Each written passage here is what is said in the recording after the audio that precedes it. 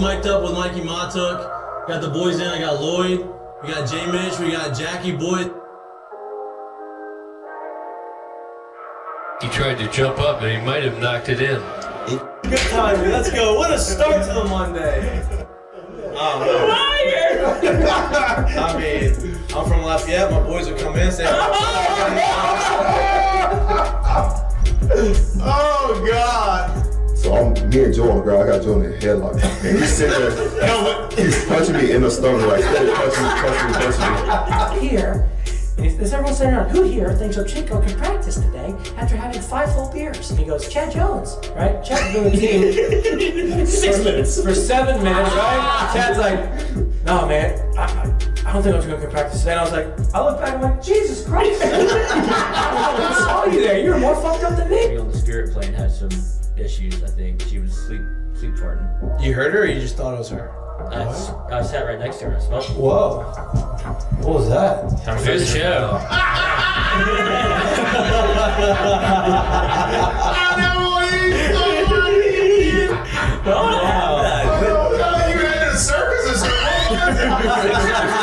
late. Like, I don't even know what I'd be doing.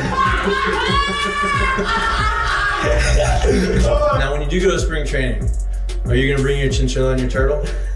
My dad tell you about it? The SEC is, God, they hate fat people. I mean, I get crushed for that. You know what I mean? It's like, come on, man. Hey, just the South, bro. You got a bunch of food down here. Like they should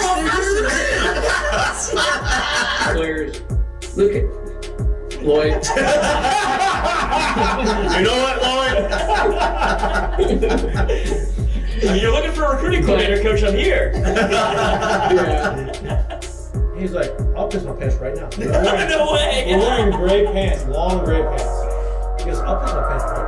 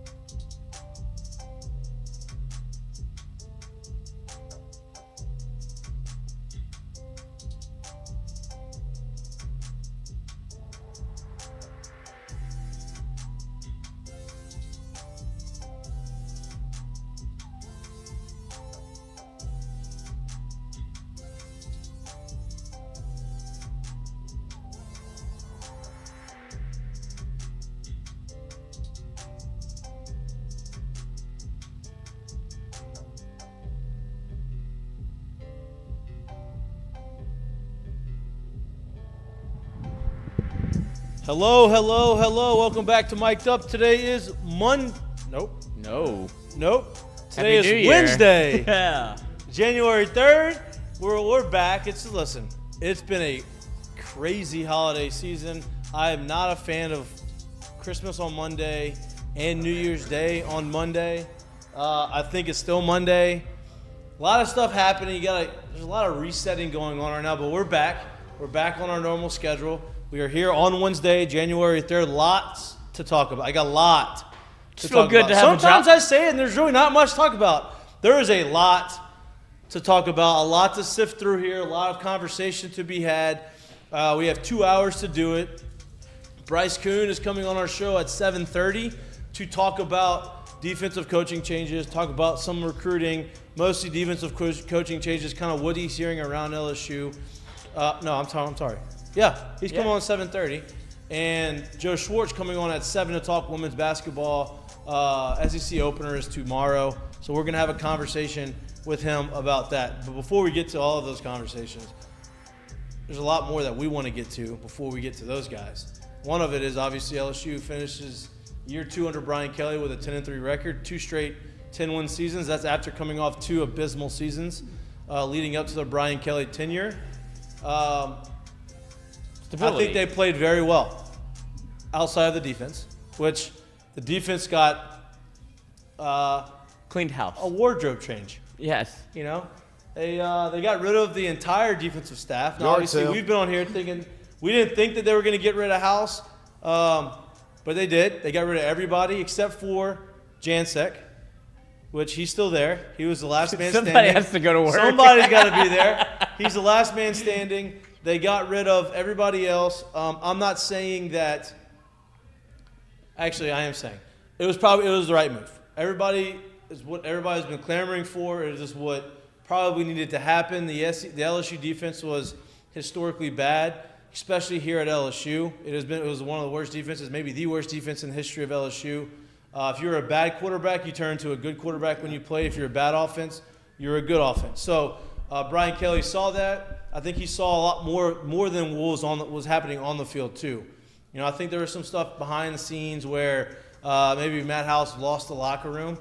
And all of those clips and all of these things that people are tweeting, that wasn't the reason he got fired. Like, that wasn't the straw that broke the camel's back. I think that stuff has been happening throughout the course of the year. That's the luggage that fell off the back when the straw broke. Absolutely. No doubt, right? Like, I think that this decision was made before it actually happened. I don't think that the tweets that you saw or the video clips that you saw on Twitter, I don't think any of those was the deciding factor. I think all of it just kind of built up, and a bunch of little things adding up to a bunch of big things. See ya, gone. Long list of defensive coordinators that we would like to see here in Baton Rouge. We're going to get through that. You have something to say? I just think it was kind of a peek into what was probably going on with the locker room whenever you talk about like the one clip. It's not like, oh, now the public knows. I think that's probably what's been going on all year. Yeah, right. And I think that's part of my point of, I think that he already knew that he was getting rid of them before that. Now, 2 months ago, maybe not. I think it just maybe deteriorated even more than he thought it could have. I would imagine, just to sidebar it, I'm not sure that's been going on all year, but I think it got real loud because I think much like Denbrock made the decision to move on and you had to, put together the defensive side how you wanted to do it, I think that decision would have been made when you have a month to practice and just say, you know what, we're better off without it. Let's go ahead and do this now and get the ball rolling. I think that stuff really snowballed at the end, and it was like, hey, this got to happen. No doubt. And Brian Kelly making this decision the day after the bowl game, pretty much, leads me to believe that this decision was made already. Right? Like, he already had it in mind. This is happening. What will happen in the bowl game wasn't going to change his decision. They win the bowl game. They get 10 wins. Guys are declaring for the draft that we all probably anticipated them going to the draft. Malik Neighbors breaks the receiving record. Brian Thomas has an unbelievable bowl game. Ends the season with leading the nation in touchdown catches. He's going to be a first rounder. Then you got guys in the portal. Lance Hurd goes in the portal. You have Jaylen Brown goes in the portal. You have a lot of guys leaving in the portal. But you also have a lot of guys that they think they're going to get in the portal. Recruiting's heating up. Harlan Berry, the number 1 running back in the country out of New Orleans in the 2025 class, just committed to LSU. Bryce Underwood's supposed to commit to LSU, hopefully, this Saturday. So there's a lot of action happening around LSU football right now, and a lot of it is good. I think, you never want to root for somebody losing their job. That's not what I'm here for. I get it. Sports is hard. The industry is a very hard industry to be in. It's a cutthroat industry. At the end of the day, though, you have to perform, and the defense severely underperformed this year. And as a result of that, defensive staff is gone. So there's a lot to have a conversation before we really get. I mean, I guess we probably should lead the show with the coaching Saints, or should we? Yeah, Pelicans. Pelicans. Men's basketball. Yeah, men's basketball. Or do we start with the bowl? Let's recap the bowl game. I think we should go coaching first. Okay. Coaching first.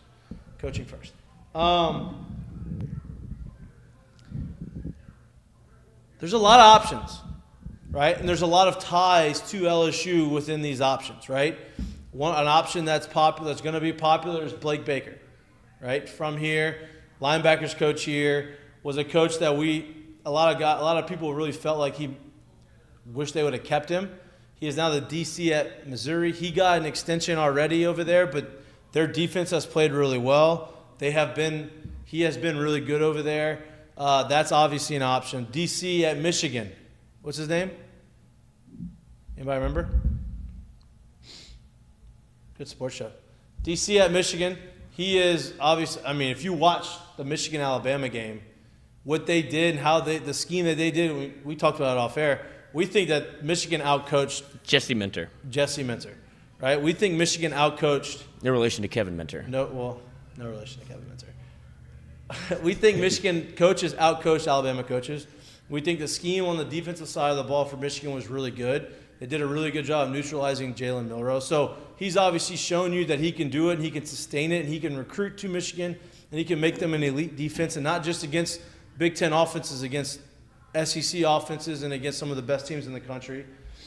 He's there. You obviously have the DC, or who's the guy, special teams coach at LSU right now? Or the Janchik. No, the assistant, the analyst. He's here now, or currently at LSU. That is, people are talking about him potentially getting the DC job, or being an option for the DC job. I know we talked about Corey Raymond coming back as a cornerbacks coach, as a secondary, and as a great recruiter, but maybe he's in the mix for the DC job. I know a lot of people don't love hearing that name because for some reason they're stuck in their heads about, he wasn't very good at Florida and he's washed up, and let's not forget, like the last 2 years here, let's put that out because nobody was good. And that who was good then? Yeah, nobody was good. Offense wasn't good. Defense wasn't good. It was just it was a mess. But before that, he was very good, a very good recruiter, a very good developer of talent. And I think that he would be in the mix potentially of getting that DC job, if not just the secondary or the cornerback's job. There's a lot of options out there. Who do you want to see? First off, like hand up, didn't expect it. To be honest, I really did think that the longer that this dragged on, I thought that the longer it seemed like Matt House was going to be able to retain his job as defensive coordinator. Now, what we've said on this show, which will clearly ring true, is that they were going to make wholesale changes on defensive line and then in the secondary. Like that, we knew that. That's what I felt really comfortable with, like reporting regardless of what was going to happen. Losing the defensive coordinator and Matt House because of the way that the money shook out and how much you're going to owe him in a buyout, I believe was the hang-up to be able to either have to bring Matt House back or the reason that you're able to let him go. Bob Diaco. Good for him. Probably in the mix. But I feel like that's the real reason why LSU was, I don't want to say comfortable or uncomfortable parting with Matt House, but I don't think that they were able to get the money together and wanted to spend that type of money whenever it comes to, because you just re-upped him. You had just re-upped Matt House last year after he was on the Burroughs Awards list, but apparently it got so bad this year and I would say, like, look, we made a lot of excuses for him, and I'll be the first one to say I did too, wherever you didn't have a defensive line coach, you didn't feel like the secondary was really in order, you bring in 2 transfers that didn't work out. So a lot of the dominoes that fell didn't seem like they fell on Matt House. But whenever you see the reaction from the players and how it's kind of been, like, it seems like that he had lost the locker room a little bit. And with the powers that be, whether what they heard behind the scenes or whatever it took, they either were able to get a commitment from a guy that we don't know yet, where there's a defensive coordinator that was like, yeah, I'll take the job if you offer it. Or B, they were just like, I saw enough afterwards. Like, it could have been don't forget it's LSU. It could have been a snap reaction, which has happened before, where you give up 321 yards to Tanner Mordecai, who hasn't thrown for over 210 in his entire career. He had a broken hand. They could. Looks like that hand's better. Yeah. That's all I kept hearing in the bowl game, but it felt like it just snowballed to the point where, okay, there's some serious momentum rolling, and I was listening to T-Bob, who was on snaps with Aaron Murray, talking about how he had heard that this could happen as early as of last night. And so it seems like like I said, there's two scenarios in my mind where they had a guy that they targeted and got a commitment from him, or it was very short list. Yes, I mean, it's LSU. Don't think that people won't. Well, and don't forget. Here's the other conversation, right? Like, not only are they going to hire a DC, and we're talking about other coaches, position coaches they want to hire. This DC is going to have a say on who they hire. Like, he's going to have an opportunity to put some of his staff together too. Now, there's some guys that may be, hey, this guy is coming on and this guy may be on board, but when a DC is hired, he has the ability to go out and pick some of his coaches with obviously conversations with the head coach. So that's also, you give these guys, maybe they made this decision or they've given a few guys these conversations. So these guys behind the scenes are already thinking about the staff they want to construct and put together and bring with them. So, go ahead. No, I want to hear what you have to think because I wouldn't be shocked at all if it's a name that does not have current ties or current connections with LSU.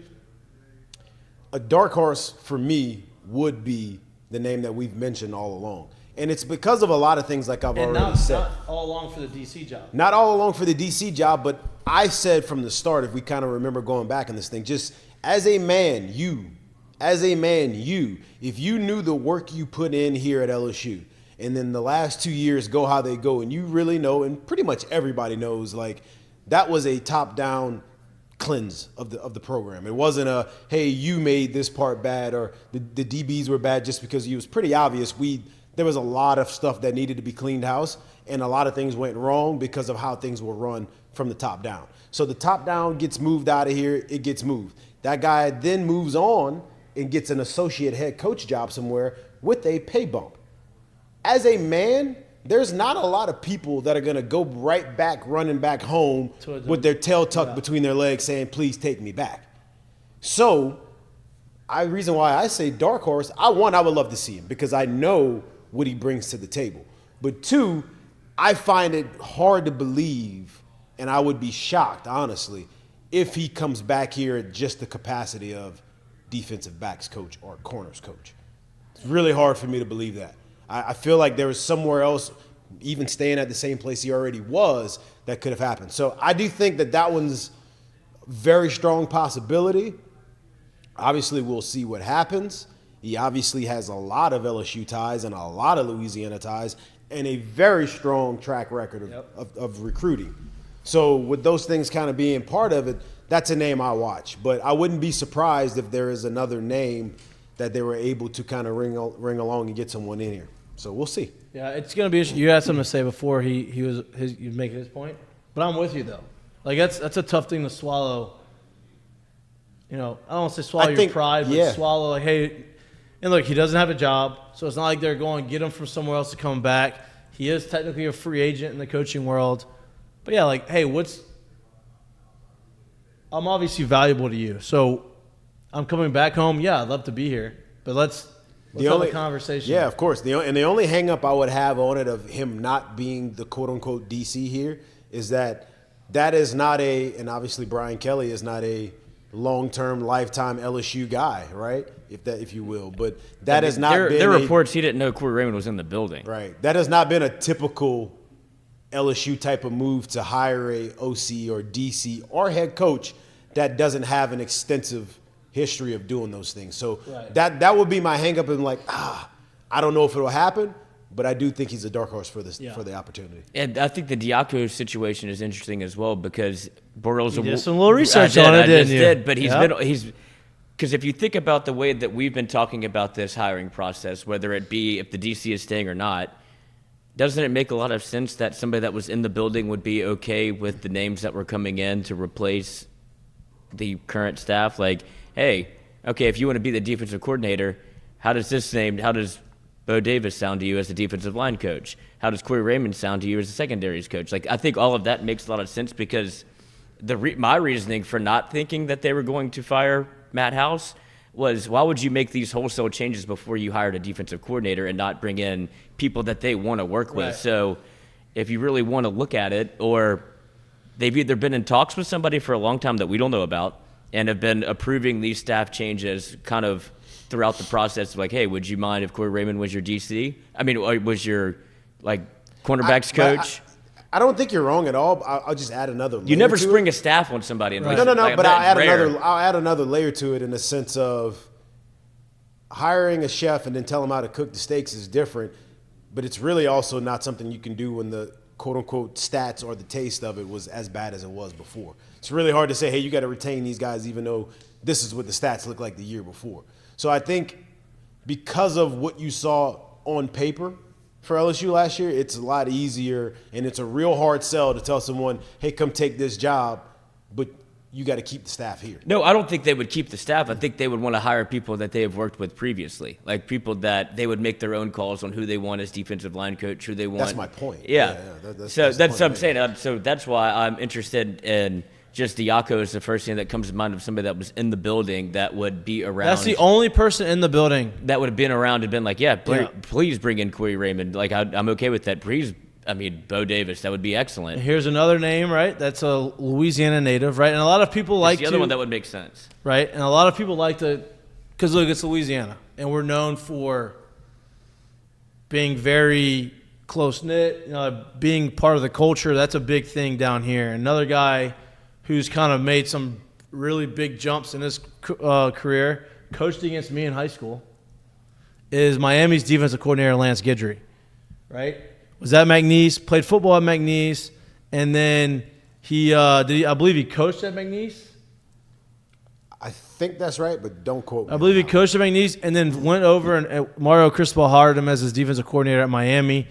And, he's done pretty good. I mean, top 25 defenses there at Miami.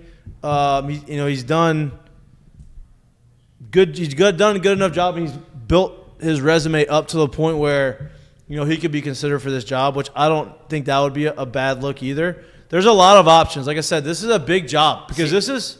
And that's where I thought you were going to say Blake Baker, which. Well, that's what I was going to get to too, right? Because he was already here. Mm-hmm. He was the guy that people didn't want. He worked with Corey Raymond. He worked with Corey Raymond. He's familiar with him. That would be another one, right? Now, Blake Baker is the one that, you say he just signed an extension. Right, but thank you to the chat. Hold on, let me get his name. Chat. Thanks, chat. Also, ask Mikey and Mitch Wednesdays. Throw some questions in there. I think we got some on Twitter, but throw some questions in there. Yeah, Douglas Barentios. Doug says, per 247, Blake Baker is a strong candidate. Going to Twitter, National College Football reporter for 247 Sports, Brendan Marcello. Missouri's Blake Baker has emerged as leading target for LSU's defensive coordinator job. So this is tell Matt Zenith for me and 247 Sports. So that makes a ton of sense. He was somebody that we've had on the morning show with Jordy, and somebody that was, whenever he was the linebackers coach for LSU, hell of a recruiter, loves Louisiana, didn't want to leave. Linebackers were unbelievable underneath him. And that was the reason that they kind of parted ways with him, was because they brought in House, who wanted main control over the linebackers. I don't think it was because Brian Kelly didn't want him. No, I said Matt House. No, that's what I mean. I'm agreeing with you. I don't think it was because Brian Kelly didn't want him. I think that there was if you come take this job, well, then you have to get rid of him because I want to coach my position group, which, take it for what it is, that sure, okay, I'm trusting you to be defensive coordinator. I'll trust you in your position-specific spot. And I think Brian Kelly's an awesome coach. I'm on record saying that. I think he's a winner. I think he does a really good job. He's rebuilt the culture. I think it's funny, though. So, he came down here, and he cleaned house because he had to. No pun intended right now. Cleaned house, got rid of all these guys. Didn't do it with a lot of perspective. Well, he didn't know. Right. He didn't know. Go ahead. Let me finish, because I think we're on the same page. Yeah. He didn't know, right? He came in here with a task of cleaning some stuff up, and that was his goal. I'm going to clean this up. I'm going to make my changes. I'm going to do what I needed to do. Brought in a special teams coach as his guy and his right-hand man. Obviously didn't work out. Brings in his own defensive coordinator, his own offensive coordinator. Offensive coordinator was great. He ends up leaving.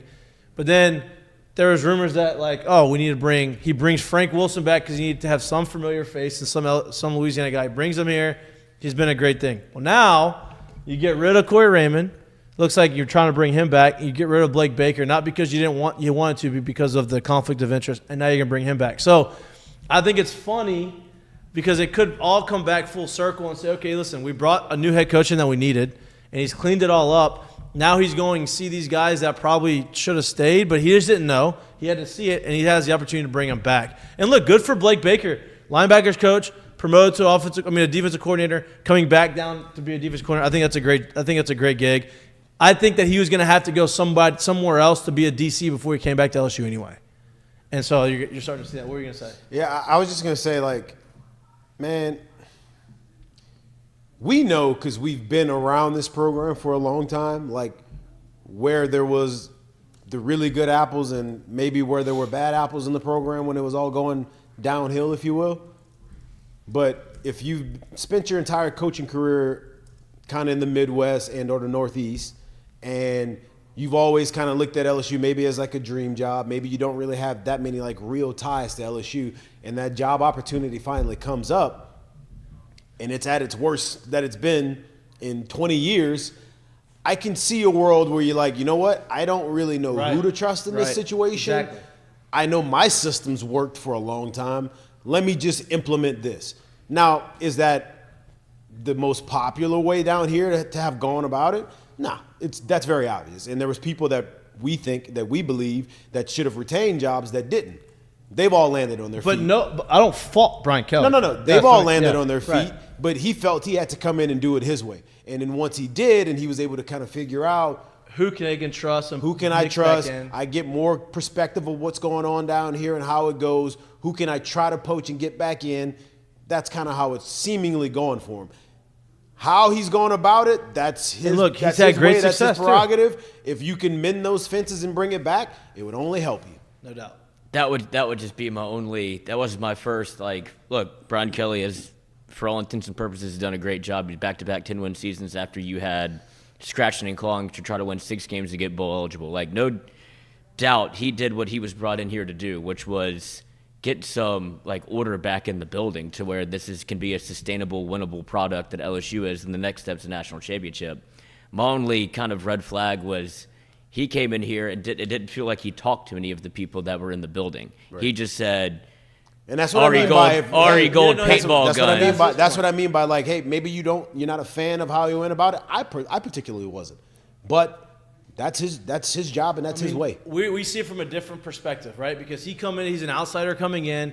He's tasked with rebuilding everything and just changing the culture. Yeah, he went carte blanche change. And for his thing is like to his defense is like, I don't know who I can and cannot trust, right? I know you've had some success here, but you've also been here for a while. I can't have multiple voices, which we've talked about. And on top of that too, obviously he's making the deal and he's doing a lot of this conversation with Scott Woodward. Woodward has long ties here, but he also wasn't here when it went bad. So he may not have a pulse on exactly what's going on as well. I'd imagine when Kelly was hired, he had negotiated that whatever I come in and do, I'm allowed to do. I have full autonomy. That's pretty obvious. Yeah, that's what I'm saying. When you talk about Scott Woodward, I'm sure he's like, whatever I do is going to be okay. Like, there's no stopping me whenever I come in, and I can make wholesale changes if I want. My point is like him and Scott are having these conversations, and Scott's saying, hey, I have a pretty good idea. And he's probably saying, yeah, but you weren't there. So I would like to do this instead. Well, then you start if I'm going to come. Then you start to see maybe the inverse of that with the Scott Woodward effect of, hey, maybe you should hire Frank Wilson back. Maybe you should go get a Corey Raymond. Like, the things that aren't your strong suit, which you can tell that he's not like plugged into the Louisiana pulse of maybe recruiting or however you want to phrase it. Now, we'll say you can bring in some guys that can help you, and you can focus on just coaching. Well, and here I will say this: like, he did bring in the right guys recruiting wise, but they say he's done a really good job of kind of rebuilding some of those relationships in Louisiana that were kind of lost over couple years, right? I say building trust within. Yeah, Orgeron burned some bridges. Like, Orgeron burned some bridges with his recruiting tactics. Listen, it is what it is. I'm going to pose a question here I think it's a growing snowball, and the snowball is super, super, super fast. But in 2023, now turned 2024, how much of recruiting is actually relationship built still, if we're being honest? Like, how much of it is really relationship built outside of like you literally are related to me or I've known you for a very long time. How much of it is still relationship built these days with NIL and the transfer portal and everybody seeing how much money's being thrown around and going around, and it's pretty all out in the open now? How much of it is, man, I love LSU, I want to be here. Man, I love this, I want to be here. That's the question I got at this point. And that's what you're starting to see kind of hinder LSU, where that was it used to help. Yeah, that was its selling point. Was you're from Louisiana, come play. A lot of big schools. Yeah, and I would say to a point it helps LSU to where it gets them in the building. But once the other conversations start to happen, because now it's open season with the transfer portal being, it's not just a one-time transfer anymore. It is you can go as many times as you like. LSU, you look at what Ole Miss is doing. Like the leading candidate for Lance Hurd is Ole Miss. Like they're trying to poach and make a team that you can build for 1 year and win a championship, and that's something that they haven't done. Yeah. And so with a coach like Lane Kiffin, that okay, we can go all in for 1 year. Whenever I get Judkins back, I get my quarterback back. Like they're in the position to be able to make these moves. LSU isn't doing it that way. They're more still reliant on, like you said, the culture and they're doing a really good job of doing that too, though. Right. You know what I mean? Like you look at the recruiting start classes. worrying about retention. Was that? That's where you have to start worrying about retention, and that when it comes down to if it's an NIL deal, like the transfer portal and NIL come together at the same time. No doubt. What caused this whole thing. Doubt. But getting him in the building is objective number one. Yeah, like getting him there in school and doing what you need to do. That's the first thing. I'm kind of on the old, like, you remember how we used to always hear it and everyone's always said, hey, getting to the big leagues is the easy part. Staying there is the hard part. I now think when it comes to recruiting, hey, getting them on campus is easy. Getting them to stay is the hard part. Yeah. Because you can have someone like Lance Hurd who, I don't know if there's much more you could have given him the opportunity to do with what you had placed in front of him already. He's out the building. He said, I want to play left tackle. Well, the left tackle's an All-American. Hey, you remember that guy in high school? You played with him a good bit, right? You were actually behind him in high school. Remember him? He's there. You're not jumping him. You didn't jump in high school. You're not jumping him at LSU. The other right tackle probably is better suited at right guard, but he's played very well at right tackle. Hasn't lost the job there. Has not lost the job. If Done anything, nothing to lose the job. As anything, he's gotten better and better and better. I think ideally they'd have liked to move him to right guard, but when both your guards are coming back, he ain't moving off. When we just put out a season that we just put out, and we are sitting here with arguably one of the top 5 offensive lines in the country, what move are you expecting us to make? Right. I would like to keep that continuity when I throw a new quarterback back there. Don't you? That's probably important for us to do, right? Instead of keep putting new people in new spots. So you're just going to have to wait, but that's not something he wants to do right now. And this is where we didn't really get to talk about it very much on Friday, but that's where I'm kind of okay with the Lance Hurd decision. I feel like a lot of people are painting it out to be a money thing, and I know that you disagree. No. I mean, I don't 100% disagree. No, but you're there for a cut from the cloth of compete and go get it. If you want a job, win it. Well, that's my point of like building a program. Like now it's easy to get you. I think it's easier to get you here. It's harder to keep you here. Yeah, Lance Hurd 5 years ago is okay. He might start as your left tackle as a junior, and that's what you signed up for when you signed the letter of intent. Yep. Yeah. Now it's where can I play? Yeah. I want to play now. I want to start my clock and now. Look, that's as a okay sophomore. too. And I'm okay with that. And there's a reason LSU played him 12 games. Like they weren't going to let him be a redshirt and go somewhere else. And look, go play special teams. There's no room. Like again, it's not a bad thing. LSU has got. And I'm not worried about him. Like, 5 stars. I would love for him to stay. Me too. But him leaving is not going to lose us games.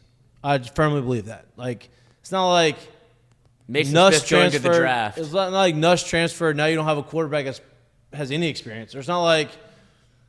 I mean, I don't even know now because we do have a lot of guys that we need to replace. But like, it's not like you're losing a guy, like a quarterback or your star running back or somebody else who's just leaving, and you're saying, okay, well now. I guess you have people that can replace him. Yeah, the worst case scenario had it been worked out the way that was reported would have been like Keyshawn Boutte going to Alabama. Like if Keyshawn was actually. Well, then people thought but it's not. For LSU losing him. No. Well, here, man, I'm saying no only in the sense of when Keyshawn left after that freshman year, there was records broken. There was expected you to be the top guy at that position. He could come back next year, and he's not expected to be that. and there was no records broken. I'm not saying that the kid doesn't have the opportunity to be great. He doesn't. But him leaving is not saying we're losing a starter. We're losing someone who was a very, very, very highly regarded backup and probably was going to be a top flight lineman once he got the chance to start. It just wasn't. He wasn't there yet, and that's what's crazy about it. Yeah, he wasn't waiting because he feels he's good enough to play. And if the school wants to money is an issue. And if you feel like you're going to get the opportunity to play the position that's going to get you drafted, that's why it makes sense to me. LSU's loaded on the offensive line. Absolutely. It's not the worst I'm thing in the world. I'm not worried about the offensive line. No. Right? You look at the other, I guess the other high-profile transfer is honestly a completely different situation was Eli Ricks when he transferred out. Didn't really pan out for him because didn't really do the things he needs to do at Alabama to stay on the field or get on the field. He's playing in the NFL, but he is who you thought he was. He played at LSU, and he has an All-American at LSU. And he played. It wasn't like he was waiting. He didn't transfer to play. He transferred because he wasn't happy here anymore. Mm-hmm. I think he got some, resources. Yeah, NIL before NIL. Yeah, he's a precursor. Yeah. But back to the defensive coordinator conversation. We named those three. Baker feels like the hottest name right now. He's trending on Twitter. It makes a ton of sense. He coached with Joe Sloan at Louisiana Tech. Which is crazy. Not only did he coach with him at La Tech, wasn't he the DC at Tech? I don't know if he's a DC or linebackers coach. Let me see. I have it. Part of me feels like he was a DC and Sloan was the OC at La Tech. Yeah, he was the DC at Louisiana Tech from 15 to 18, former two-lane linebacker. So they're running back the Tech staff. How crazy is that? And they were good. 15-18, they were really good. Obviously they've gone different spots. They were better than LSU offensively. I don't know about defensively, but that's just talent. They've gone different spots and they've made their name. So Blake Baker sounds like he's the hot name right now. An interesting name. He's not going to get the job, but I was always a fan of his. Was Jim Leonard? Oh, he's still poking around right now. He's an analyst. He's an analyst at Illinois, but he was a DC at Wisconsin. Yeah, he'll be at Alabama. And they're really good. Oh, and he got spurned from the Wisconsin job after Fickle made a hire. After Fickle got the head coaching job, he thought he was going to get that head coaching job. Right. Then Brett Bielema, who is the head coach at Illinois, hired him because he played for him. And so he got 1 year as an analyst. He will 1,000% either be a defensive coordinator somewhere or... Yeah, the defenses at Wisconsin, he's a stud. He was 17, 22. Didn't LSU play? When did LSU play Wisconsin to start the season? And 21. No, 18. No, he was a 16. DC. So it was before. That's what I'm saying. Was it 16 I think or 18? it was 16 in Lambeau, right? It was when Melvin Gordon was still there, right? Tre'Davious White with the pick. That's all we had. But, yeah, that's when you played him at Lambeau. I don't know if that was Dave Aranda's first year at LSU, and then Leonard was there. I'm trying to. That's too. I don't know. I can't do it right now. You can do it while I talk. But I don't know if he was the defense coordinator or not. But yeah, I think he's a really good. I don't think he's going to get the job here. But that's another. There's just a lot of guys. Zach Arnett's another name that's been thrown out there. Mississippi State's DC. Yeah.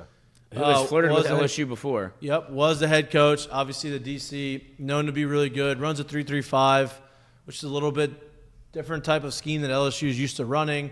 I don't know if they're necessarily equipped up front for the 3-3-5, but... Well, it would make sense considering the attrition that you've had on the defensive line with now that Mekhi Wingo's gone. You don't know what Mason Smith is going to do. It kind of feels like you only have... But would it make sense on the back end right now? No. That's right.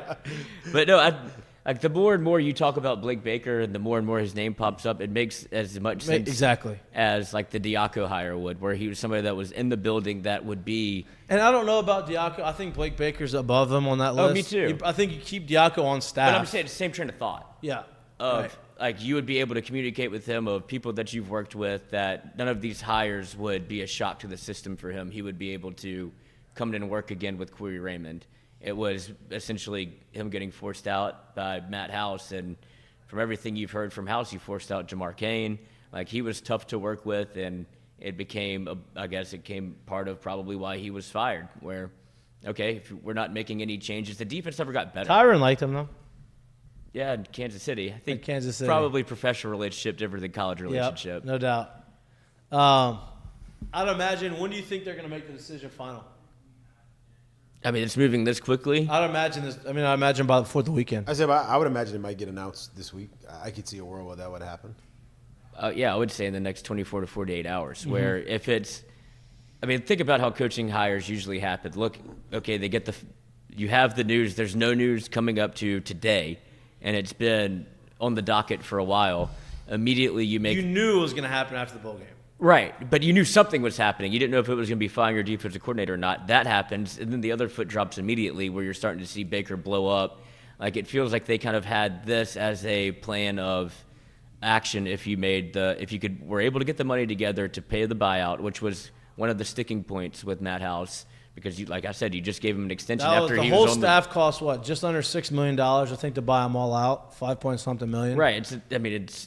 It is LSU, but it's a lot of money to be able to we just invested in all of these guys. Like, you just could be A&M though. Right. It could be $86 million. Yeah. It's not. And so but now you have to buy out that staff and then pay for a new staff. So it is wholesale changes, but I don't think you make these moves without having your ducks in a row. And if we've seen how Scott Woodward's operated and how Brian Kelly's operated, like, this isn't the old LSU where everything's getting leaked. You don't know what's what. Which is also a great point, right? So there was a Brandon Taylor, our friend. He's been on the show a few times. Teammate of yours. We were around LSU at the same time. He quote tweeted one of our tweets. Basically, we talked about how we don't think that the social media and the outbursts by a few of the players and like some of the tweets and stuff that were sent by the players made the decision for Brian Kelly. Obviously, Brian Kelly had the decision made before. But his point to that was it was very impressive for a head coach and an organization to keep these decisions in-house without leaking them out to the public before they were made, right? Because these decisions were already made, right? He had already made his mind up that that they're fired. At some point before the bowl game, he had made that decision up. Nobody heard it in the media. Nobody knew what was going on. It was pretty much dead silent. And that's a sign, to me, of a good program. Professionalism. No doubt.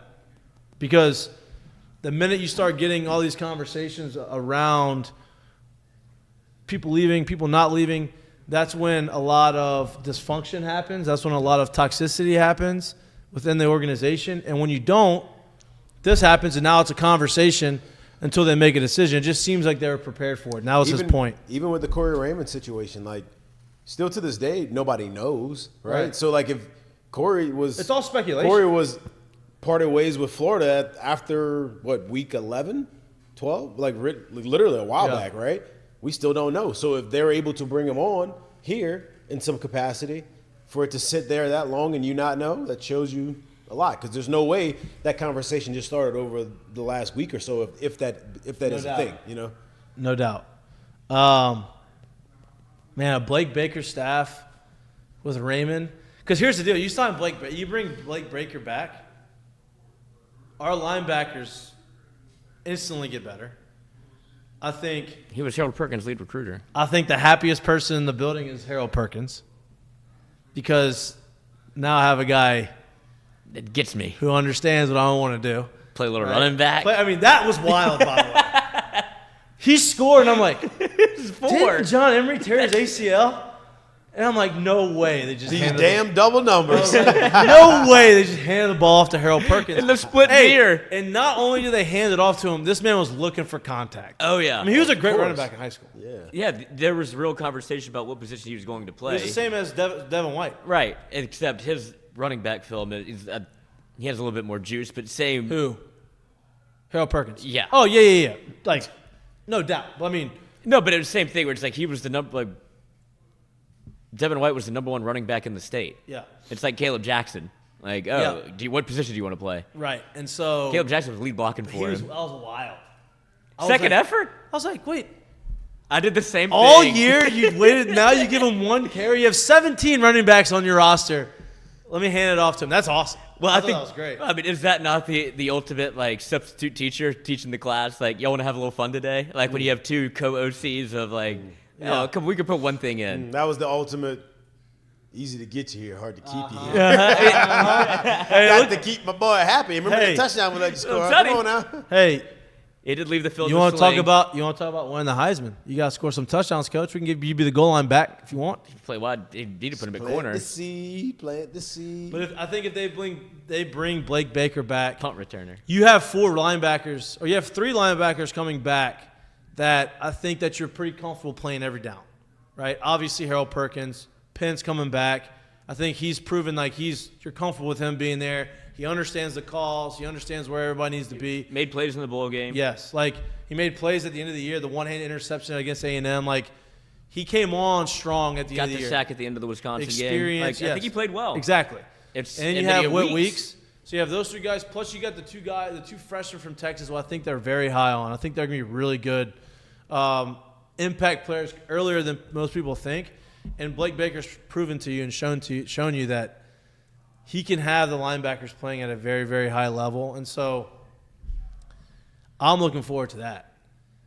You know, I think that it's gonna ease some minds of the fans of, are we going to be able to keep Harold Perkins? Because they're coming at him. Ole Miss is definitely coming at Harold Perkins. Oh, it's open season. Whatever you have, look at what LSU is going through as of right now, where you have no offensive coordinator, you have no defensive coordinator. Like this is open season on a roster. And that's the next If you think for 1 second that everybody that ended the recruiting trail is the number 2 or the number 3 on anybody that's on LSU's defense right now, didn't go back to the Rolodex and say, "Hey yo, what you got? What's good over there? You good?" Yeah, a lot of dysfunction. If you think those questions aren't happening, you're crazy. Who's your coach? You're crazy. No doubt. And look, for the most part, they've kept it all together. That's why I think it's so important for them to make a decision. I think a decision on these guys that are here currently, that a familiar face. And that's why I'm talking myself more into this Blake Baker thing. I've always been a fan of him. Me too. But I mean, he was a finalist for the job before he left, before he was – right. And that's the thing. He didn't leave on bad terms. And he did not leave on bad terms. I mean, could have been worse terms.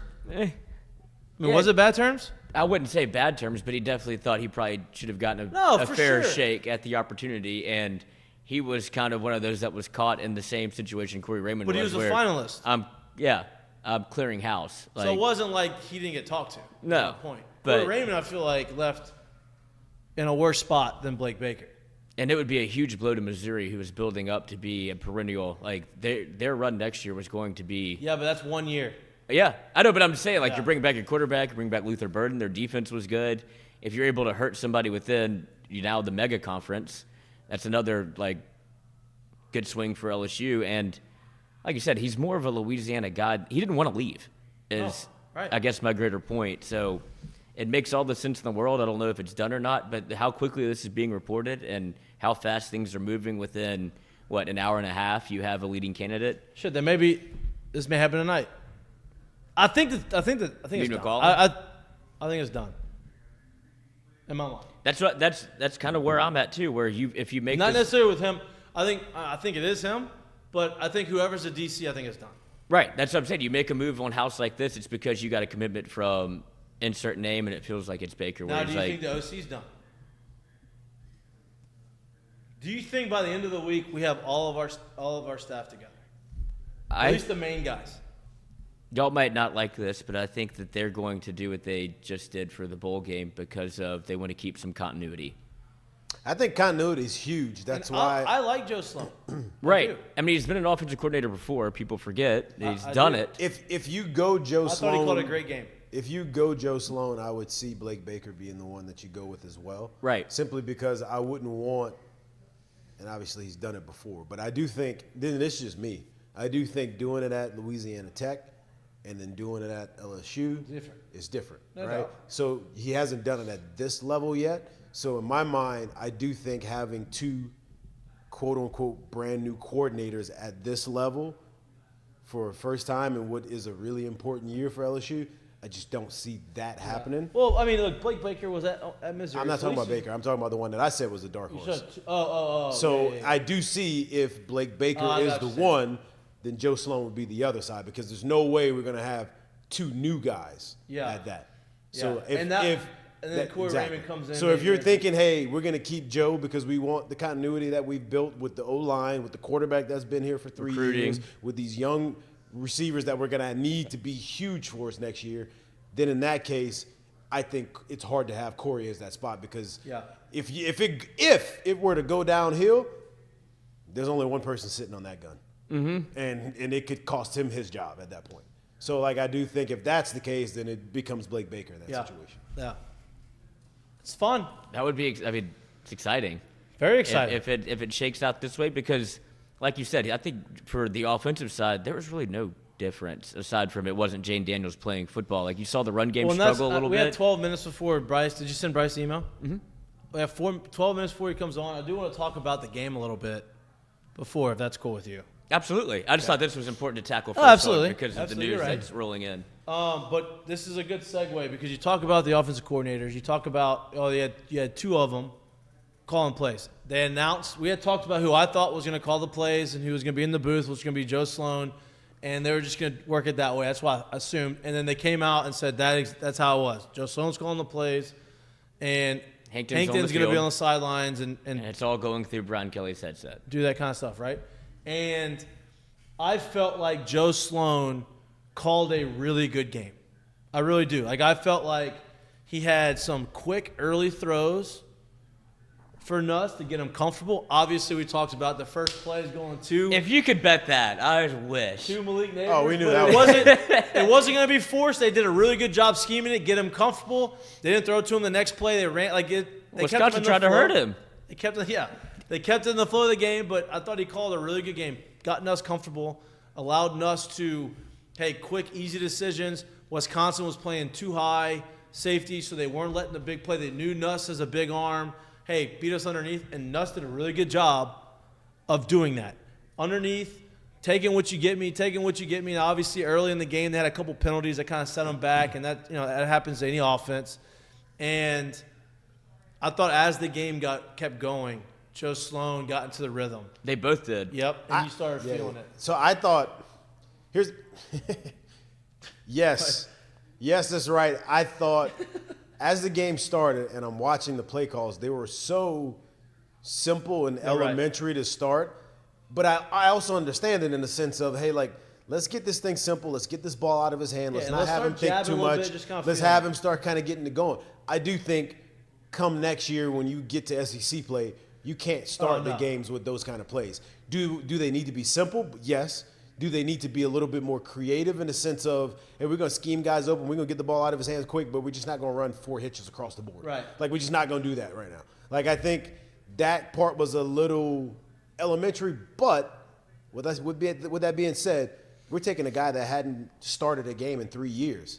I'm not that surprised that that's what they went. And the other point of it, they're playing so soft of their coverages. It was like, all right, this is a good way. Let me just keep it simple. Yeah. You're just going to throw these 6-7 yard routes, let our guy make a guy miss and get 15 yards, and we're just going to methodically move it down there. And then our defense did what our defense does and was down 14-0. Give me a second. They were down 14-0, and we're like, okay, well, so much for the jabs. We need to throw some big hooks because if not, we're going to get knocked out in the second round, and we're not going to have an opportunity to make a comeback. And you start seeing, okay, now we're going to start having different routes, and we're going to start moving guys around. We're going to start doing these different things, and then Nuss really started feeling it. And I think it was tied at halftime, right? No.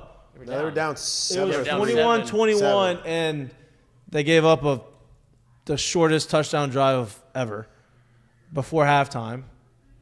Yeah, and then 21-14. Yeah, and then I believe it was 24-14. It went, then it went 28-14. Oh, so they scored another touchdown on the first drive, and then LSU ended up coming all the way back and did the things that they needed to do. But I thought the offense looked really good. I thought Nussmeier looked really good. I think he probably wished he could have had 4 or 5 throws back. But 31 of 45 for 393 and 3 touchdowns. Anybody out there who said that he wasn't good or don't think that he is good enough to play or trashing him, you obviously don't know football. Or you didn't watch. Or you're so gung-ho on just not wanting him to be the guy that you can't see the game. Are you just so gung-ho on thinking that everyone that steps in has to immediately look like a seasoned vet at what they're doing? He has not started in 3 years. I don't care that he's come in against Southern. I don't care that he's been thrown in the second half and they literally said, hey, we're down 21 points. Go play 7-on-7 of the SEC championship. I don't care if we throw 7 I don't interceptions. care. I don't care about that. This is different when they put a game plan together for you and they're expecting you to run the offense in its totality. That's different. It's a different ball game. That's a different thing they're being asked to do. And for someone to come in there and have to get his feet wet and kind of get used to things again because, like I said, hasn't started in 3 years, that's what's expected in my mind. So to think he was supposed to come in and be 10 of 12 for 200 with 2 tutties by the middle of the second like Jaden had been in some of these games, that's just goofy. That's just goofy. You look at the end of the stats at the end of the game, 395 and 3 touchdowns. He threw the 1 interception. Listen. It was inevitable. It's not that it was inevitable, right? I think he did a really good job of managing what he wanted to do. He probably had some other throws that he really wanted to let go that he didn't. That throw, he felt like he could make it, and it wasn't like it was in double coverage. Yeah, it was tight coverage, and it probably shouldn't have been made. But it wasn't a throw that I feel like, damn, this guy didn't see. Yeah, but that's what it comes down to, man. I know in any sport and any coach, everybody will always tell you, I'm okay with you making physical mistakes and just not getting it done. But what I can't be okay with, which I can't have you sitting here making mental mistakes over and over and over again. Right. I can't have you forcing things that were never there to start with. I can't have you making bad mistakes. That's how we lose. Right. Can't have you in those spots. Right. Didn't do it. Nope. I'm okay with you missing throws. Me too. Look, listen, it was a tough throw. He felt like he could make the throw, and honestly, with more continuity with the receivers, maybe he makes that throw. Exactly. I'm okay with you missing throws because the real truth of it is you don't get here to LSU if you can't make throws. Right. It's really that simple. Right. You would never have been slipped that piece of paper and say, hey, here's our offer if you can't do that from the start. So the simple fact that you missed one tells me you're human. I'm okay with that. I think the better part of it was what he did after the interception. I don't know if you can pull up the stats after the interception. I know they had him somewhere on Twitter, but the numbers he had after the interception, because I don't know if he had a touchdown pass yet when he threw that interception. After that, he threw for 3 touchdowns, I believe, maybe 2. Definitely 2. I think it was 3. And I want people to realize what he did. LSU is down 31-28 with, 4.5 minutes to go? The defense stops them, holds them to a punt. The punter, LSU doesn't bring pressure, so the punter sits back there for 7 hours and skies it up there so all of his guys can get down there, and they catch it at the 2. LSU starts at the 2-yard line. You have a quarterback who has not started a game since high school. 3 years. He has not started a game. He's in a bowl game. When people may say bowls don't matter, this one mattered. This mattered to him. This one mattered to everybody on that field because 10 wins, I think it was important for this team to get to. He has 98 yards to go in less than 5 minutes. This man takes him all the way down, scores a touchdown to win the game. What else do you want? I mean, It was just 35. what else do you want? It's 35 points on the board, and it didn't come from defensive touchdowns. None. What else do you want? What else do you want from your starting quarterback? He won you the football game. Wasn't just managing the game. He won you the game. I mean, that's all you can ask for. Listen, Jaden Daniels' first start of his career at LSU was against Florida State. They didn't play well, but you know what he did that game? Drove all the way down 98 yards through was supposedly the game-tying touchdown with no time left.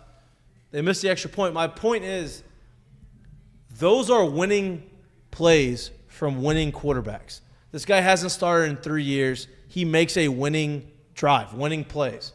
Jaden did the same thing. That's why me and Jared, I'll put Lloyd in that conversation too, because Lloyd was on. That's why we were so high on Jaden last year, at the beginning of the year, because, hey, he wasn't perfect. He missed some throws. He wasn't throwing the ball down the field like we wanted to.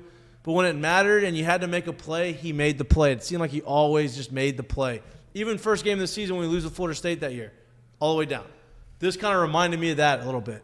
He had the opportunity to go down there and do something special, and he did it, and he won the game. And so for me, I think it was a very successful ball game. I think he threw for 395 yards. So all of you, yeah, this is one of them. This is what I wanted to do.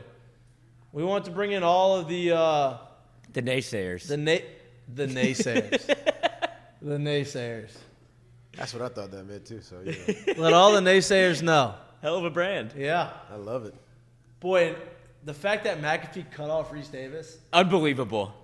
And Reese was okay. At first, Reese was like kind of perturbed, I feel like. And then he realized. Because Reese didn't realize that's what he was thinking either. That's why. What do you mean I'm about to say something bad? What do you mean? I'm doing a I think it's that is not what I thought that meant. I think it's so funny because everybody was laughing. Hey, not only did he cut him off, it's like, hey, I know y'all do pregame prep. I know y'all do pre-show prep. Nobody thought this? I know y'all were talking about this before. He's acting like this is the first time he's ever heard it. And like, oh my God, is he saying this on air right now? And it could have been one of the situations where they found this out kind of like in the middle of the show. And it's like, oh, it definitely felt like a prepared piece, but it might have been one that was, oh, you don't include the entire staff one because Reese is just doing a stand-up read. Nobody's going to comment on it. It's just going to be, here's his brand. And then you could tell that McAfee was about to explode. He's like, oh my God, is Reese Davis about to step in it? Like you're reading a prompter. It could have been a Ron Burgundy moment. Like you said, the simple fact that he didn't even have the composure to be like, nope, can't say it. Don't say it. I'm going to save him. I'm not even on camera right now. I know the camera's not showing me. I could easily go unseen. Just don't say it. He couldn't compose it. Just blurted it out anyway. Couldn't do it. Well, it was him looking at Desmond and looking at who's my other guy on the set with him. Who? Desmond and Desmond Howard. Oh, it was Kirk Street. No. It was they had. It wasn't because he's not always on there. No, yeah, it wasn't. But you know that they were like Pat, just knowing from watching the show that he was looking around the table going, nobody gonna say nothing. Yeah, I can't help it. And then it turns into one of the most viral clips of like going into 2024. Yep, where it was okay. This is why you hire him. Yep, no doubt. But bring those. So like, yeah, I guess my conversation.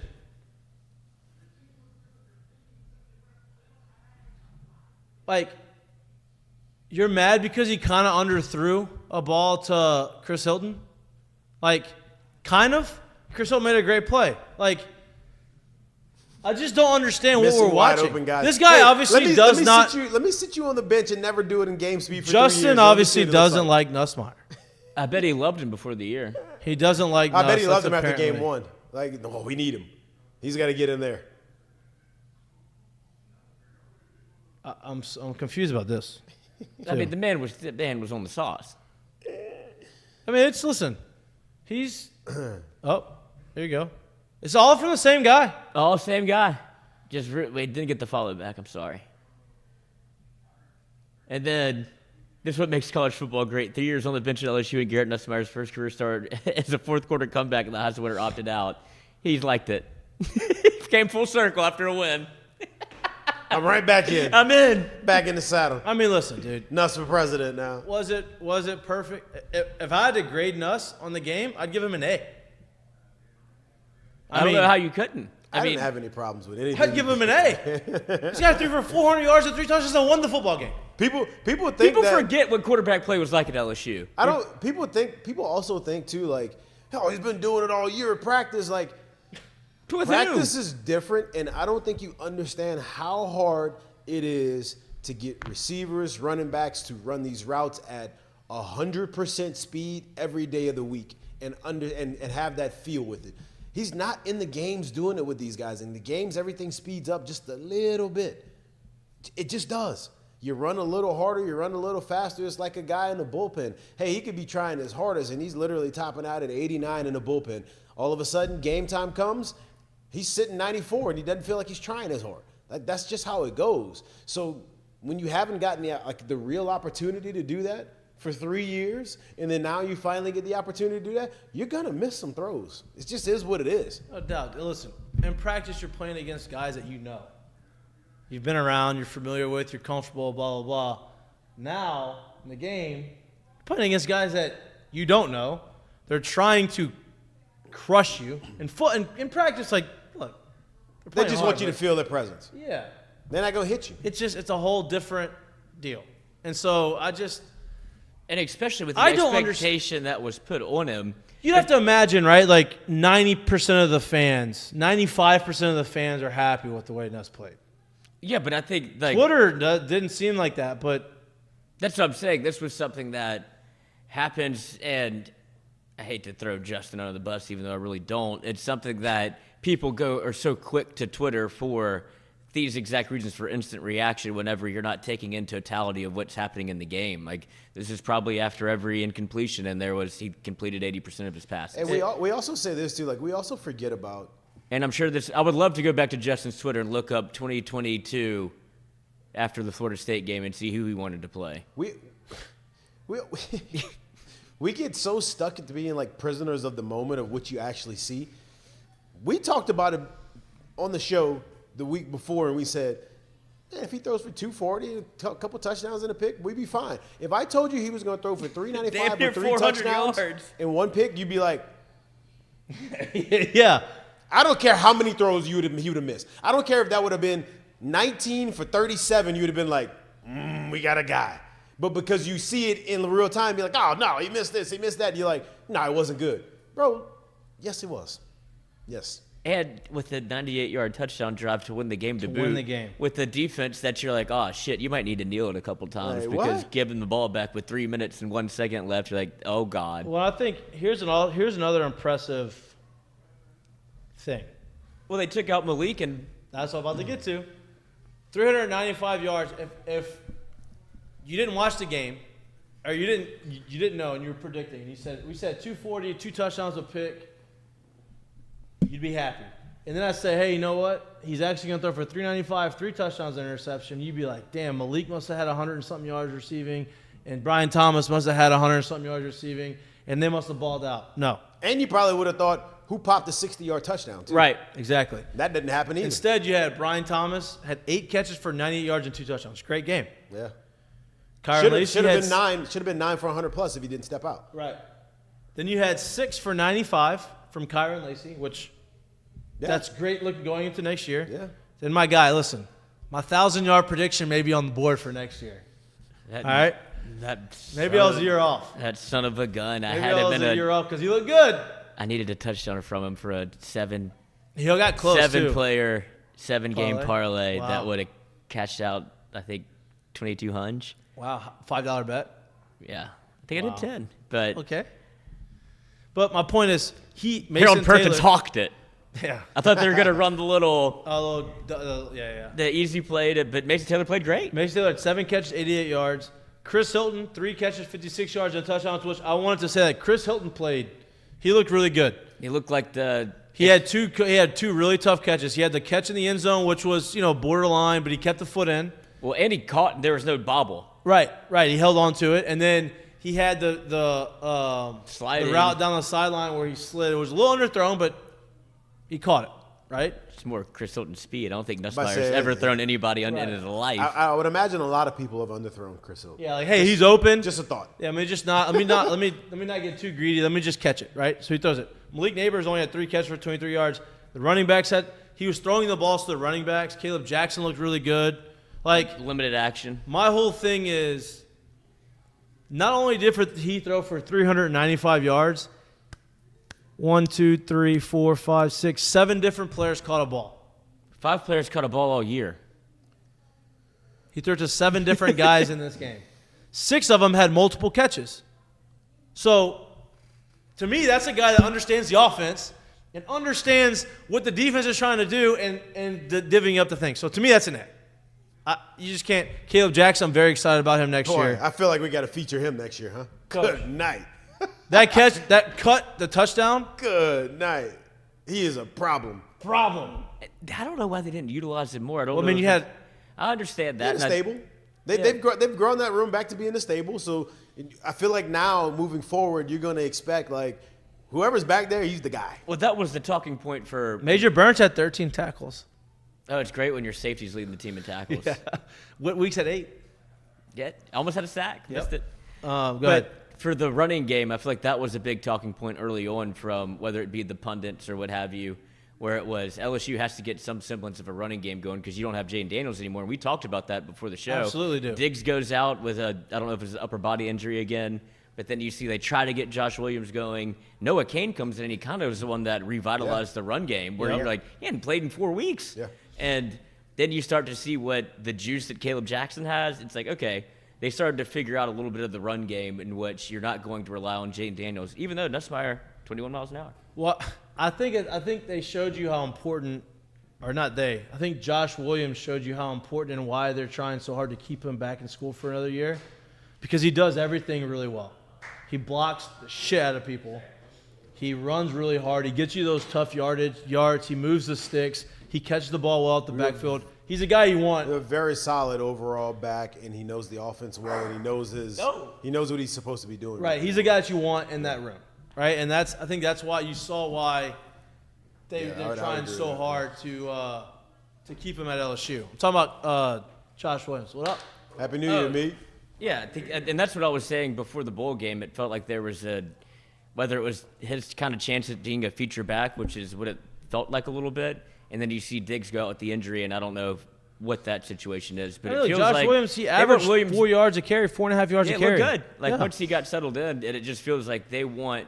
He is going to be a part of the offense and on the field as long as he's in uniform. I think with him and he's that trusted. I think him and Caleb Jackson are a good combo. Yeah. And I think Caleb Jackson is going to learn a lot from Josh. Yeah, that's what I think is the more important part is like, all right, this is how you play the position, because when you have a new starting quarterback with Garrett Nussmeier it's coming in, you want somebody that you can trust in pass protection. You saw it with Joe Burrow, and when he kicked Emory off the field, he's like, bro, this is a screen pass to you. What are you doing? Get out.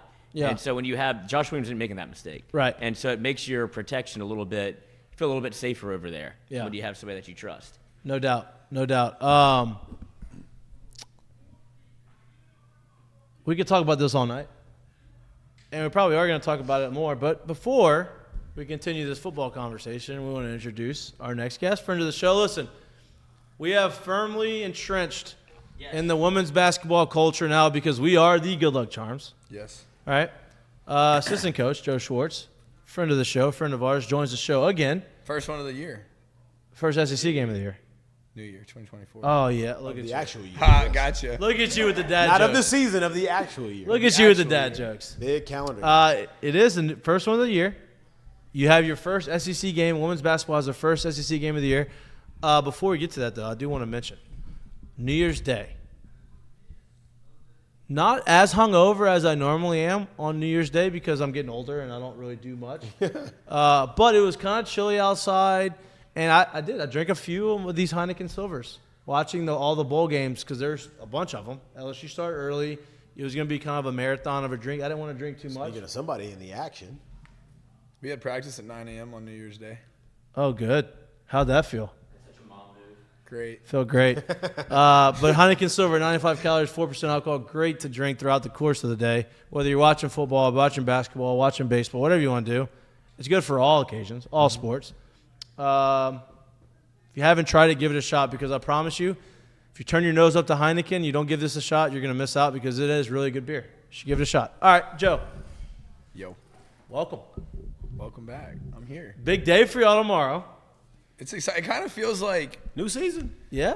like Christmas Eve almost. Yeah. Or New Year's Eve. Like a lot to look forward to. Still kind of feel like the underdog in a lot. Which is good. A lot of ways, ways. right? Yeah. I think you kind of get that target. You still have the target on your back. There's no doubt about that. But as far as like we're the number one team to start the year, lose our first game, whatever, and then you drop to 7. I think we've been 7 ever since. Oh, you haven't moved up? Haven't moved. I think 8 or 9 straight weeks we've been number 7. Whatever week. Has we're in. anybody in front of you lost? Yeah, some teams have jumped us. Some teams have dropped below us. We've just lucky number 7. It's a good spot for you, I think. Yeah, great spot. It's nice to have a little bit of motivation. Yeah. Right? You learn a lot from your team in pre-conference play. Yeah. Right? I don't call it preseason, but pre-conference play. Right? Non-conference. Non-conference Yeah. schedule is probably the correct term. Right. Right? And you had some players come in, younger players that are going to make an impact. They kind of had to get their feet wet, kind of understand, what was required of them. The speed of the game's different. Yeah. You also had some stuff happen early on in the season with a lot of, he said, she said, drama, Twitter, social media, all this stuff that was probably created and blown out of proportion. You have all this in the non-conference. The staff, the team navigates through it, right? Rights the ship. Everybody seems like they're back on board. They're where they need to be. And things seem like they're moving in the right direction. Is that kind of pretty good summary of the non-conference? Yeah, I think for the most part, but at the same time, we're just now starting to get everyone back. I mean, I was listening to Coach talk yesterday. I think Haley, Angel, and Anissa have only started 3 or 4 games together out of the 13 or 14 we've played. So Haley being out for the 4 games she missed, Angel being out for 2 weeks, Samaya getting hurt, been through a lot, and it hasn't been all at the same time. It's like one thing after another, but the common denominator is we've kept winning. And being able to navigate that, how important is that moving into the SEC play? And playing some of this competition that's probably going to be ramped up, right? Better competition, bigger games, and knowing that you've navigated all of that through the course of the year leading up to this, that's got to feel pretty good. Yeah, it feels great. And, I mean, you look at it, as a staff, you try and break things down for your team. And one of the things that we do every year is we break our season into 4 parts. Obviously, you have non-conference, then you have conference, you have the conference tournament, and then the NCAA tournament. So that first quadrant, so to speak, is done. We did what we could. I think, 12-1, 13-1. Lost our first game, haven't lost since. So done with that. But you don't just want to throw all that away. You want to use some of the lessons that we've learned. And one of the things I think has been very valuable to us is when we're in the Caymans, and this is kind of looking back on whatever this season is going to be, you look at the game where Samaya tears her ACL and Haley hurts her foot, Angel's not with us. We didn't realize we knew what Anissa could do, but that was kind of her coming out game, so to speak. And we've been able to tinker with different lineups now that we know that she can play on the perimeter. She can play down low. We know exactly what she can do. So we're still not where we need to be, but I think you use what you saw in non-conference and use that now to get better into conference play and moving forward. What challenges, what things were you guys able to kind of figure out with some of the newer players that you added into the team and some of the younger players that this particular non-conference schedule was kind of able to bring to light, help these kids kind of speed the process up of where they need to be for what is now going to be the start of another season, which is your conference schedule? I think we saw a lot of things. I think the kids on the team have realized Coach is looking for not the top 5 or 6, but who's going to be 7, 8, and 9. And she's never going to give up on a kid, but that 7, 8, and 9 can be very valuable. So right now, if you're looking, we've got 3 or 4 kids that she's trying to motivate and figure out, hey, can you be in that 7, 8, 9 in the lineup? And so you go back and look at our non-conference schedule, and you use it to teach. Okay, so if you're a guard, for instance, what did you do when you came in the game? Did you turn the ball over? Did you have more assists than you had turnovers? Did you play solid defense? Did you foul? Little things like that. And I think our younger kids, Janae, Angelica, Del Rosario, obviously not Michaela because she's in the starting 5, but those 3 freshmen have I think they realize, like, hey, we're not as deep from a numbers standpoint as we have been in years past. We only have 11 kids on the team. So what can you do when you get in the game?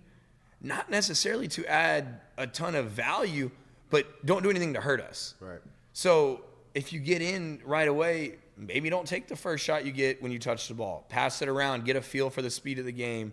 So I think those kids playing valuable minutes in non-conference is going to help them. But to their defense, it's still a completely different game when you get to the SEC. Whether you're playing the South Carolinas of the world or you're playing the bottom of the standings, it's still SEC play. You still have kids who are more experienced. You still have teams that have been in games like this before. Look at Missouri tomorrow. I mean, they've got a fifth year who is very good. Haley Frank, she's one of the better players in the conference. She puts shots up. She's a great shooter. Almost half her shots are from three. So we've got to limit threes tomorrow. But I think experience is where a lot of people like to look when you get to conference play. But when you've got kids that are hungry and just have that dog mentality, that can make up for some of the lack of experience. And I keep going back to non-conference. There were some games in non-conference, not that we shouldn't have won, but like the Virginia game, like Virginia beat Missouri. And we look at us against Missouri, I think we won by 2 or 3 points. Like, we were in a dogfight with them. So it's hard to look at common opponents because teams are at different times in your season are at different places. So we had a couple kids hurt. We had a couple kids off the team, whatever. So you got to kind of take that with a grain of salt. But it's kind of nice to be refreshed. We got a game under our belt on the 30th against Jacksonville. Defensively, it was not great. But Missouri hasn't played since December 21st. So sometimes that long break is good. Sometimes it's bad. So I think the goal tomorrow is to have a big crowd, great atmosphere, 8 o'clock game, TV, prime time, and come out firing. So I'm excited for it. I got to imagine for a coaching staff, the ability to get – so like you said, you are low in depth not because of talent, low in depth because of the actual numbers you have on the team. Right. But that has allowed you guys to play younger kids at a much earlier time in the season in meaningful minutes than usually it would ever happen on teams. Mm-hmm. Got to imagine going into conference play, that's got to feel good for a coaching staff because you never want to have younger kids to have to be thrown into the fire in the sense of, I'm not ready for this because I haven't played these kind of meaningful minutes. Exactly. It's one of those things where there might have been some games where we didn't necessarily want to put kids in, but you have to because you don't have anyone else. And you look down the bench and you've got, say, Haley with 2 fouls, Flagey with 2 fouls, Michaela with 2 fouls. Well, boom, Janae Kent, you're coming off the bench. You got to give us valuable minutes in the first half. Angelica, you got to give us valuable minutes. So we've kind of been forced to put those kids in. And then on the flip side, in practice, we have low numbers in practice too. And there may be days over Christmas break where we don't have our full dream team there. So we might say, hey, Angelica, we need – what's the dream team? Dream team is our male practice squad that Kaylin and myself – Unsung heroes. Unsung heroes. Are you playing? And they got rings. Oh, I've been playing all break. Yeah. It's been tough. Me and G have January. me and G have been getting beat up. G actually took a charge the other day in practice, and Anissa or Poa, someone landed on his face, and he had an abrasion above his eyebrow. I've got scratches all over my body. It's rough, but hey, we need to push the girls. This time is the most valuable time of the year, in my opinion, right around the holidays, going into the first couple weeks of conference play, because they don't have anything to worry about right now. They're out of school. We're practicing. They're getting every meal they want per day, watching as much film as they want. They have no other responsibilities but basketball. So it's really valuable time if you're mature enough about it to get extra shots up in the gym, take care of your body from a recovery standpoint, and then show up on game day ready to play. So it's a great time of year. You talked about TV. Mm-hmm. And I think this says a lot about the growth of women's basketball, college women's basketball in particular, and how attractive LSU, the brand of LSU is, to the national media. Yeah. You play tomorrow night, 8 o'clock game, SEC Network, national TV. Yep. No big deal. No biggie. Then you follow it up 3 days later. You're playing at Ole Miss on ESPN. ESPN. That's national. Then you play A&M. That's going to be on SC Network Plus, whatever. Could be flexed, though. Could be flexed. Then you go to Auburn, ESPN. Then you play at Alabama, SC Network. Then you play Arkansas at 2, not on TV yet. Could be flexed. Mm-hmm. Then you got the big bad South Carolina Gamecocks, who we have now been blocked. I saw from that. Dawn Staley. Tuffy. Yeah, it took long enough. Yeah, I know. We're blocked. But that's also on ESPN. What did we do? We just spoke. She didn't like the way we were speaking, I don't think. So that's on ESPN. You follow it up with at Mississippi State on ESPN2, then SEC Network, then SEC Network, then no TV, SEC Network, ESPN, ESPN2, SEC Network. It's a lot of games. A lot of eyeballs. On national TV. If I count it, 6 of the 8 in January are nationally televised. And then you've got 7, 8, 9, 10, 11, 12. Yeah, you've got 12. I think all but 4 games. Yep. Yeah, because we closed the Kentucky SEC Network. Yeah. Yep. So 14, 12 or 13 of the 16 are nationally televised. That's insane. Insane. And that, I think that just goes to show you, one, where you're at right now at LSU with LSU women's basketball, and 2, just how big the brand is around the country. Yeah. Well, it's like Northwestern State, when we played them, got flexed to ESPN. We played at Copp, and it wasn't even supposed to be a TV game or streaming, and they put it on ESPN Plus. How wild was that? I mean, it's just, how can you not have Angel Reese's homecoming on some sort of television? But it's like, I looked last night, like Caitlin Clark, big time, whatever, hits the buzzer beater. It was on Peacock. Yeah, I don't get that either. That's Peacock's trying hard. Yeah. They did the whole thing with the football. Boy, that was annoying. You know what's crazy? You know what the craziest thing is? And I have it. I was still annoyed. I don't have Peacock, right?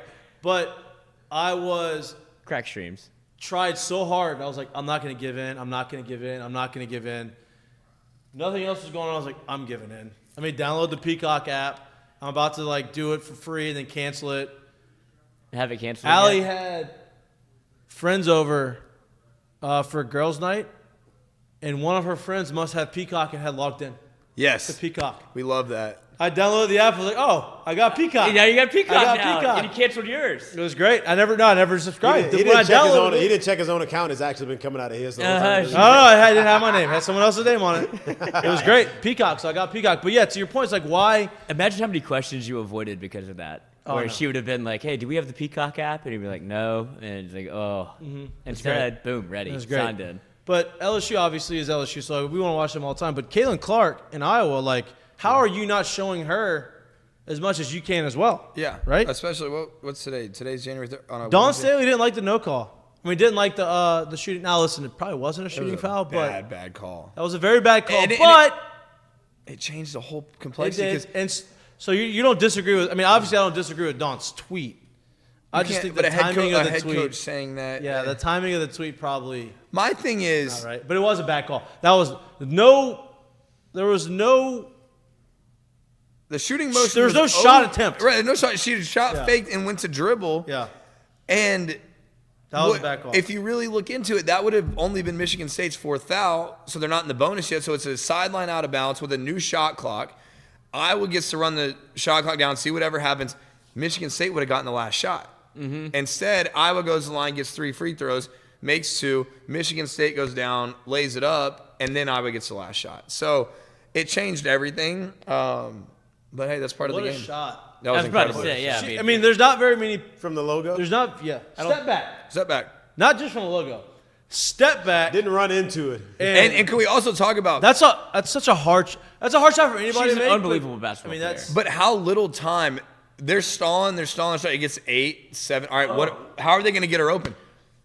2.5 seconds left. They just give it to her, sidestep three. I say that was not the play. That was literally improvisation. Like Yeah, because they bobbled it a little bit. Yeah. We knew, everyone in the world knew that ball was going to Caitlin Clark. They just didn't know in what capacity, and she's hard to guard. It was a hell of an effort by Michigan State to try to like ball denial because she wasn't open, and eventually, whoever the other girl is just jumped up and threw it to her. It's like I know what I have to do. That was a crazy step back three from the logo. I mean, Get the hell out the way. That was nuts. But to my point, like that should be. There's a few teams that you should televise a lot. LSU, Iowa with Caitlin Clark. South Carolina is one of them. Like UCLA, in my UCLA opinion. is probably another one. Yeah. And you have the opportunity to televise them because they're on the West Coast. There too. Yeah. Yeah, they're on the West Coast. You have the opportunity to televise them later in later games. Yeah, USC with Juju. Yeah. She's must-see TV. But yeah, so I think that speaks to the state of women's basketball right now. Yeah, I think it's in a really good spot right now. I think the support that we're receiving from the community, that's understood. I think from the state, it's understood. But what's been so impressive is on a national level, you're tapping into audiences that have never watched women's basketball in their life. And now they're not only fans, but they know a lot about the game. And they understand. I mean, there's a lot of people that probably had no clue women's basketball was 4 quarters instead of 2 halves. So I think it speaks volumes to what the kids and the student athletes are doing for the sport and how they're handling themselves in a positive manner, because they realize that they're the ones that people are watching. Flage, Angel, Haley, Anissa, Caitlin Clark, Juju, like big names that you look historically in sports, like Michael Jordan was nicknamed MJ. They called Kobe Kobe. It's not like Kobe Bryant or what. Like LeBron's LeBron. Black Mamba. Like female athletes are starting to get their own nicknames because of what they're doing on their respective playing fields. And I think it's really cool to look at our team and it's like, well, shoot, we have 3, 4, or 5 that are nationally known. So it's really cool to see, because being on the men's side for as long as I was playing 4 years in college and then a little stint with the Saints and Pelicans in New Orleans, like I was always on the men's side. And now to see the impact that some of our own student athletes are having for the game is really cool to see. Speaking of Texas, you were there. Tell us about it. It was a tough day in the Schwartz household. I mean, they played there. I mean, couldn't have asked for 2 better college football playoff games. Yeah. In the last game, in my opinion, the best year of the college football playoff was 2014, first year. Yep. The best games. Cardell Jones, the best games. The semifinals were awesome. I believe the finals were championship game was good too. Definitely the semifinals. Oregon, Ohio State. Was that the final? Was it Oregon? I think so. I think so. So you had the first game, and then you follow that up with the last year of the college football playoff. I think semifinals were just as good as that year, right? So like they both came down to the last play. Texas goes all the way down. Last play, probably should have back-shouldered him instead of throwing it over to him in the corner. Or just throw a bullet and don't lob it. He was open for that split little second. Yeah, and then, obviously the Alabama-Michigan game came down to the last play too, so you can't ask for anything better than that. But you were there. Was the atmosphere electric in the Superdome? It was really cool. Y'all don't handle the horns down well at all. Yeah, they're very sensitive about that. I hope. I mean, one day if I get married and have kids and I'm sitting in a suite on field level, I don't care how bad of a loss it is. If that's me, please take me out of this world. Like that's inappropriate, whatever you want to call it. I don't care how much you love sports. Come on now, you're doing that in front of your kid. I get it. You're upset, whatever. But that was kind of foolish. But yeah, it was a tough day. Mom obviously went to Bama. Her sister went to Bama. Her brother also went to Bama. So didn't really start the game hot for Bama losing. But then Texas, brother, dad, and me. Not the best New Year's Day in that household. 2024 but it was funny because on New won. Year's Day we had practice in the morning, and Coach Mulkey, like big sports fan, she went in the locker room. And we write everyone's name on the board, players, trainers, staff, coach, whatever. And she put the 2 games up. She said, all I'm asking, who's going to win? Texas, Washington, Bama, Michigan. So everyone goes through and picks. And we get to practice today. Whoever loses has to run. Oh. So she's going through. She gets to me. And I said, I can't pick against Saban, so I'm going to pick Saban. So I'm going to go with Washington. Wow. Her jaw, Mulkey's jaw drops. I said, Mine did too. I said, and I hate it because it's my alma mater, and Texas was great to me, but I just had some gut feeling Washington has been slept on. They have great receivers. They have an elite quarterback, and they're going in there with nothing to lose. When I walked into the Superdome, I was like, okay, Texas could win this game by 3 touchdowns. It was 80-20 Texas fans. Yeah. And it was loud. And we were actually sitting on the Washington side, but it never got quiet from a Texas standpoint. We would get down, then we'd go score. Let's say we. Texas would get down, and then Texas would go score. And they just kept matching them. Laid an egg in the third quarter, and you get to the fourth, and it's like, all right. I get a text from my brother. He goes, yo, if this gets to 3 possessions, let's get you back to Baton Rouge for practice tomorrow morning. I don't want you driving too late. That's the other thing I'm going to interject myself. That was a late game. I fell asleep. Why are we starting that game at 8:30? Well, because they had to have the Rose Bowl with the sunset and everything at the right time, so you just happened to. Yeah. That's how they do it. That's the mystique of the Rose Bowl. That's a real thing. It is. I get it, but it's 8:15, which it was tough. I'm going to be honest with you. That's a lot of football to watch. College games are long. I fell asleep at the best. I couldn't do it. I was trying so hard. I fell asleep after. I will watch it in the morning. I started doing high knees and everything, trying to stay up. It just wasn't. I fell asleep after the LSU game. It was hard. It was hard to stay awake during the game, but we get my Christmas decorations down. We get to the fourth quarter. We get to that last couple drives. I don't know why Texas didn't go for 2 when they scored. Would have made it a 1-possession game. But then, being a Texas fan, you always have a little bit of hope, or have gone to that school. You've seen it historically. You feel like there's always a little bit of gas left in the tank. So you get to third down. You're like, all right, well, what's going to happen? Texas gets the ball with 15, 18 seconds left, has to go 80 yards, and maybe a miracle happens. Well, then Washington's running back gets hurt. It's 3rd and 5, and y'all are football guys. I don't know as much about football. So if you're a coach in that situation, if you kneel it, safe play, 3rd and 5, you know you're going to have to kick the ball back to Texas or try a long field goal maybe, but at least they're getting the ball back with 15 or less seconds left. If you run the ball, you risk a fumble, penalty, or the worst, your star – I don't know if he's a star running back – your running back getting hurt.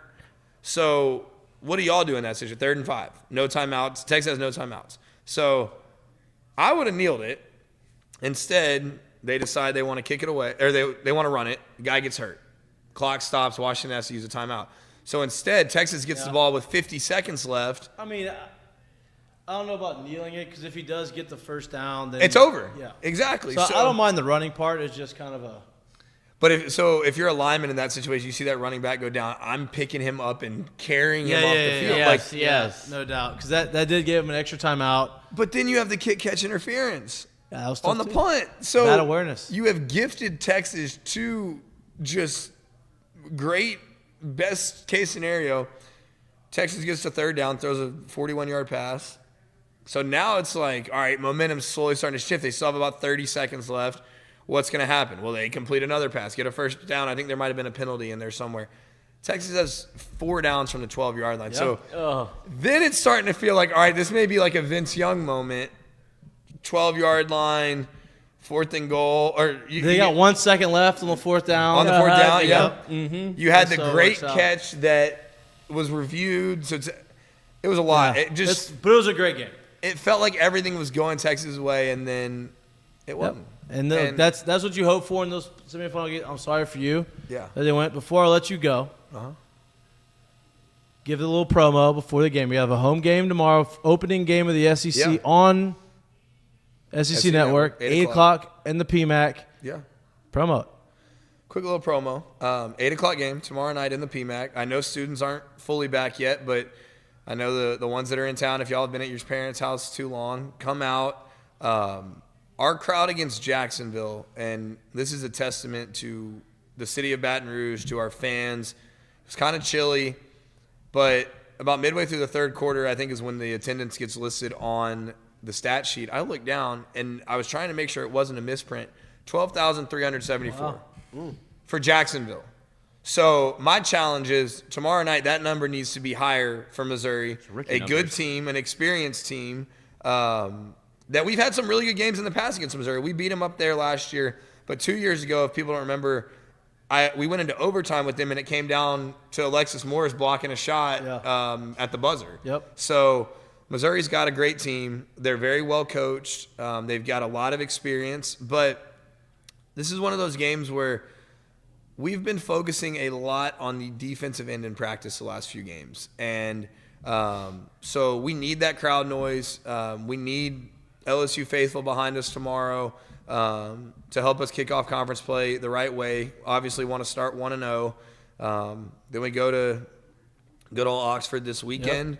On ESPN. On ESPN. Come back for a home game against A&M next week. Then we get to spend a couple days in Alabama. We go Auburn and Bama back to back. Hopefully we get to come back in between.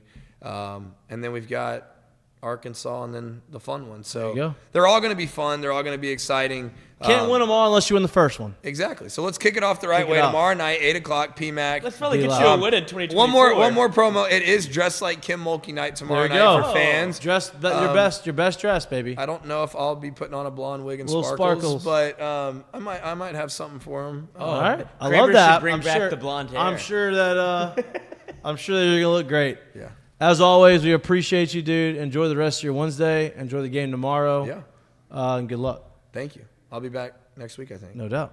Y'all going to get the dub because you're on the show. No doubt. No doubt. Go Tigers. Ready to start betting on these. Next guest, he's been patiently waiting on the on-deck circle, is our friend of the show. He's going to have hopefully some good insight to the coaching search, coaching changes, what is happening, the conversations that are happening, and maybe some recruiting conversation. Bryce Kuhn from 247.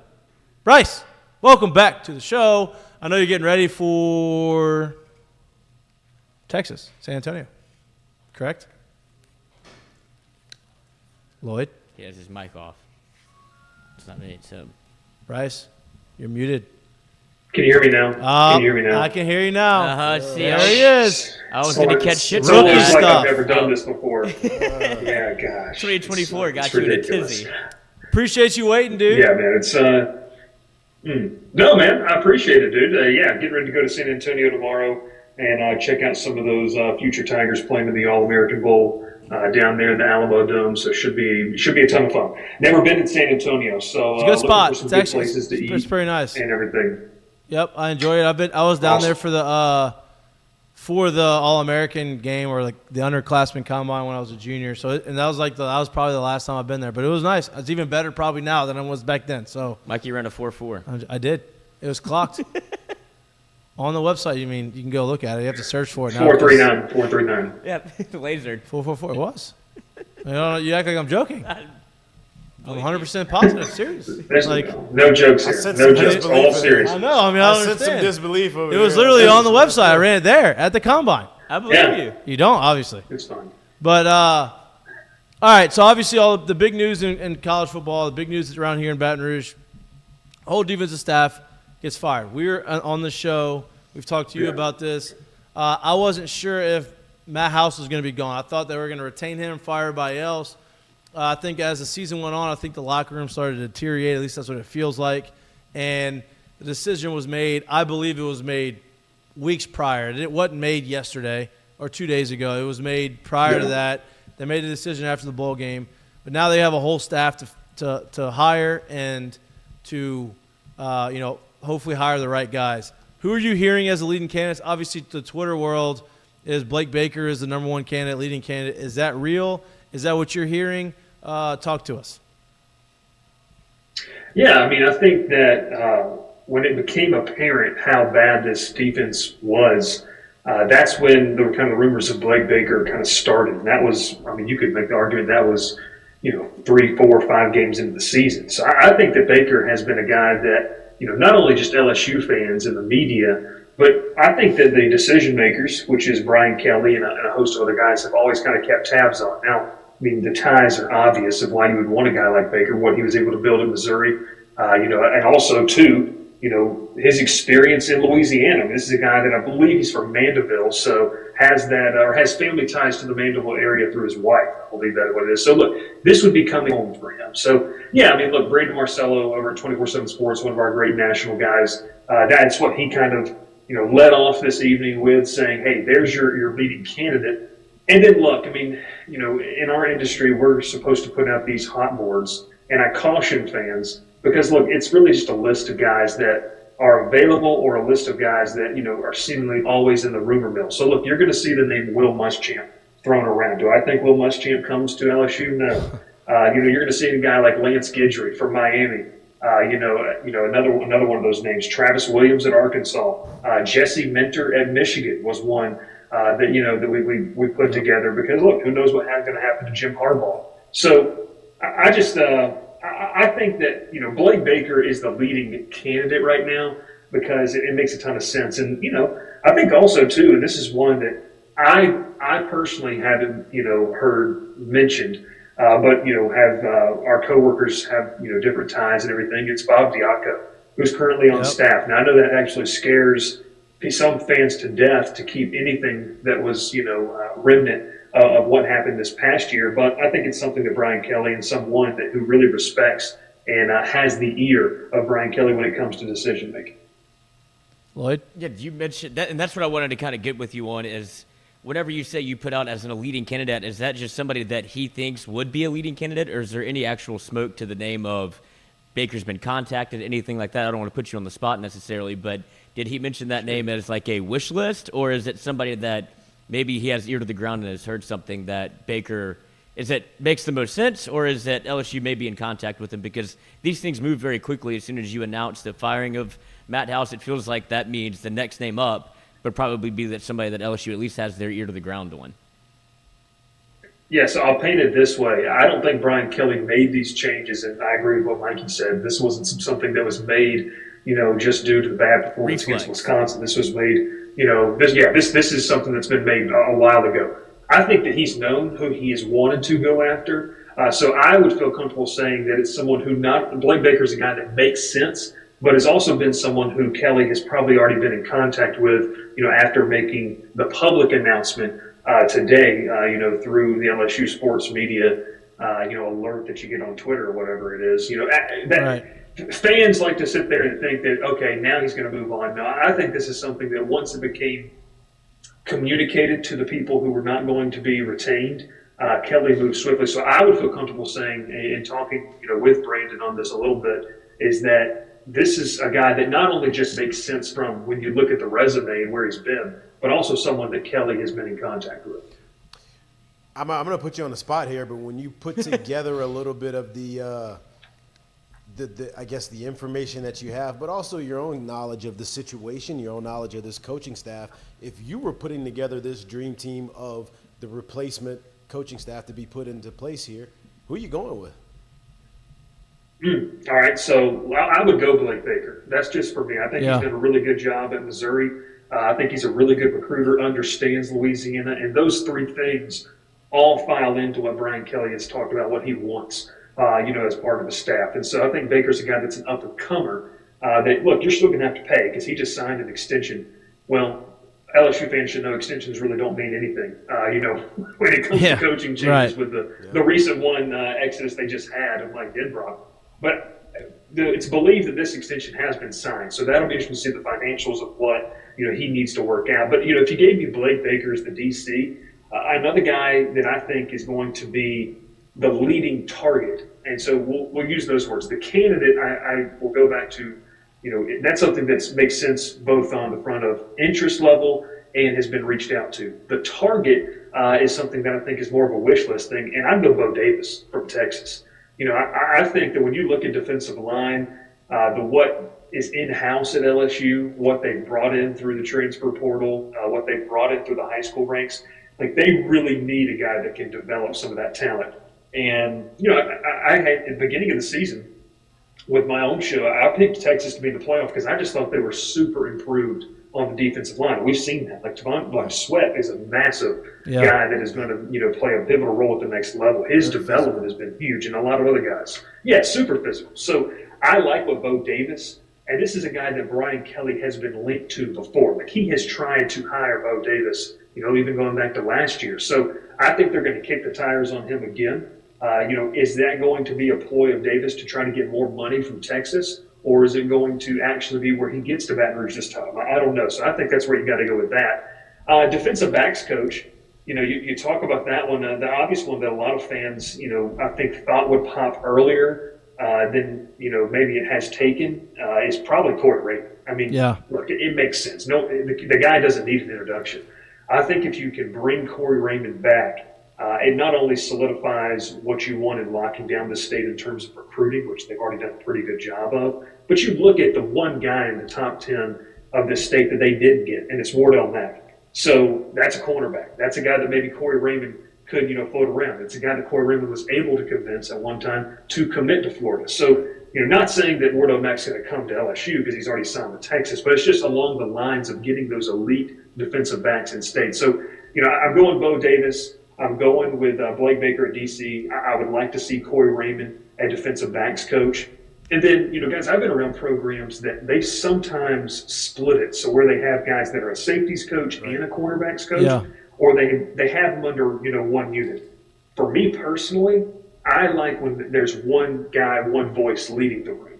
It creates a little more cohesion. And with all the public, statements about the lack of communication between not only just player and player, but player and coach this season, I think having one voice on the back end, it would be huge. So I'd go Corey Raymond on the back end. And look, I'm sure they'll add like an analyst or an assistant guy that has experience, with safeties or corners to help out in that room and learn. Yeah. But it'll be interesting. And then you kind of get into some of the other ones. I mean, you can make a case. It looks like John Jancic's going to be retained. If he gets to go back to, linebackers, more of a natural fit for him. And then obviously, the potential analysts they could add. But I think if you just looked at DB, defensive line, and DC, that would be my wish list as of, 12 hours after the announcement that they were going to make these big changes. Do you think that the chances of Corey Raymond are higher with Blake Baker being, if he's hired as the DC, because of the continuity, because they know each other, because they were on the same staff? You think that is – I think we're in the group. I don't know if it's a consensus in here, but I think it's pretty close that Corey Raymond is gonna happen. I don't know in what capacity or what, but it seems like it is. And if Blake Baker gets the DC job, it feels like, he's not going to be a lot of conversation or a lot of selling to get him there as a cornerbacks coach. Because at the end of the day, the DC's got to pick a staff. Yeah, I mean, I was talking about today on our Go 24/7 podcast of Brian Kelly is such a CEO type. And, I think, Mikey, you and I have talked about this. If you go back to the two mistakes that he probably made on that initial staff, it was not retaining Corey Raymond and the lack of a special teams coordinator. That was probably the two big mistakes when it came to staff management that you could say, hey, we wish we could get a redo on that. Right. So, look, these are grown men that are in an office, and I think they understand that this is a business. So I think LSU fans would hope that any potential frustration, any potential, and this is just me, I would say, just a hypothetical situation. I don't know the ins and outs of what happened. Yeah, speculation. But if there's any frustration of Corey Raymond, not really getting the attention that he maybe wanted to stay at LSU the first time around, you would hope that would be able to pass. And I think a guy like Brian Kelly, who, look, he's been around the block once or twice before, 30 years coaching, he understands how to handle these relationships. So, I would feel comfortable saying that, Raymond is probably the leading candidate to be the defensive backs coach. And then to kind of, parlay what you just said, you bring in Blake Baker, who has the familiarity. That helps, let's say, absolve any of the potential wounds that you might have between Kelly and Raymond. I'm not saying there are any, but we were talking about, and Lloyd said, this is just pure speculation on that part. And you also, you brought up the point of seeing in the past people split the responsibilities of, hey, you're in here, you're covering the corners, you're in here, you're covering the safeties. I don't think there's a chance in hell you're going to get Corey back here with the split defensive backs room. Yeah. I just don't – I don't see that being a thing at all. I can remember back to the time when he first came on here, even as a GA, he was almost in a way kind of the guy that was doing technique, and Doug Mallory was coaching basically the scheme. and he was coaching technique and guys' footwork and guys' fundamentals and all of that stuff. I think if he's going to come back here as just a defensive backs coach, there's no way in hell you're getting him here, having him split the job with someone else after what he has done here in the past, and also after what he left here to go do in the title that he had. Yeah, look, I think so. Staff and coaches and ADs, they get creative, in the job titles they can use. So one, what does that do? It allows you to pay, a guy a little bit more money because of the title that he holds. I'll agree with you. I don't think if you bring him in to be the quarterbacks coach, that's going to necessarily be enough for him to take the job. I will say this. I think he would like to come back to LSU, and I think LSU would like for him to come back, to Baton Rouge. The problem is, and I don't even say it's a problem, how are you going to get there? Right. What is going to be the language of that contract? What's going to be the title that you give him? Because, look, there's some talented guys. Like, we just mentioned, like, if you bring in Blake Baker, but you also bring in a guy like Bo Davis, Bo Davis, that's another What's the guy likelihood of that? What's the likelihood of that happening? The Bo Davis situation? Yeah. Yeah. I would say that's the only name probably I've really the heard. name. Yeah, it's got to be the first call if I'm LSU, because Brian Kelly's been trying to hire him for the past 2 years. When Kelly got to Baton Rouge 2 years ago, Bo Davis was a call. When there was when Jamar Cain left to go to the NFL to go to Denver, Bo Davis was once again the call back in the spring. So I just think it makes the most sense from what with the track record we have seen. I'm not saying that Bo Davis is getting on a plane and someone needs to go track the flight to see if he's going to land in Baton Rouge, to meet with Brian Kelly. But I do think that it's right now, like Lloyd said, it's kind of the only name that floated out here. Now I will say this: I would love to hear your guys' opinion on this. When you are a defensive coordinator or a coordinator in general that has a successful scheme, part of the conversation has to be, I want to bring in my guys, because what I did was successful here, and the easiest transition, the smoothest transition, is going for me to have that continuity of bringing in my guys. So, maybe Blake Baker, if he is the guy, or any DC that's taking the role, he comes, he's hired, and then he comes to Kelly, and Scott Woodward with a list and says, hey, here's the, 2 or 3 D-line coaches I like. Here's the 2 or 3 linebackers coaches. Here's the 2 or 3, defensive back coaches. And maybe the guys we listed are on that list. Maybe they're not. But I think that a lot of that's going to determine, who is the DC. Well, and I think that, in the day and age of Twitter and social media and instant reaction, players are no longer shy about letting their feelings out in social media, right? Yeah. So you're seeing a bunch of stuff being thrown out there, and comments being made after the news was that Matt House got fired. A lot of these guys, Harold Perkins being one of them. What news are you getting? What was that? What's happening? Are you Adam Scheftering it right now? Yeah. Were you getting Scheftered? Bryce? No, you're good. Yeah. I'll just say this. I'll say this real quick.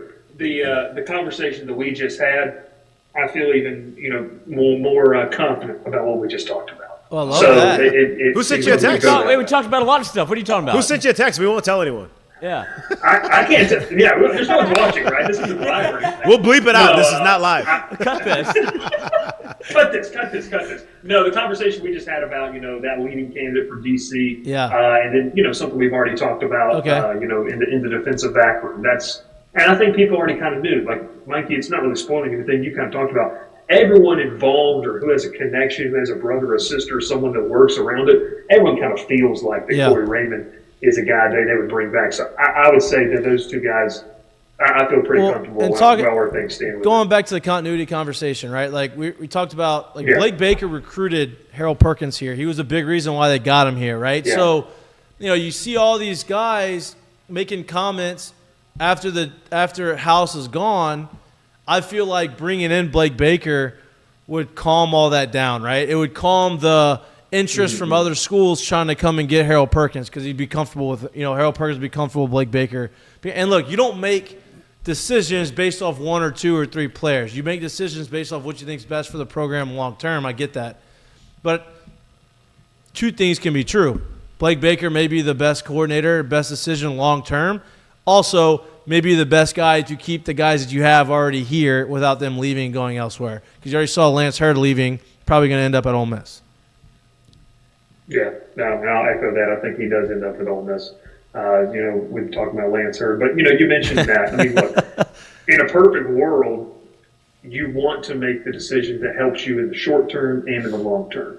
And I think it is very rare that you see, that happen across this sport because just of different factors, and this sport changes constantly. So when you talk about a guy like, Harold Perkins, look, I don't think people are talking directly to Harold Perkins, but people in his camp, people in Deshaun Womack's camp.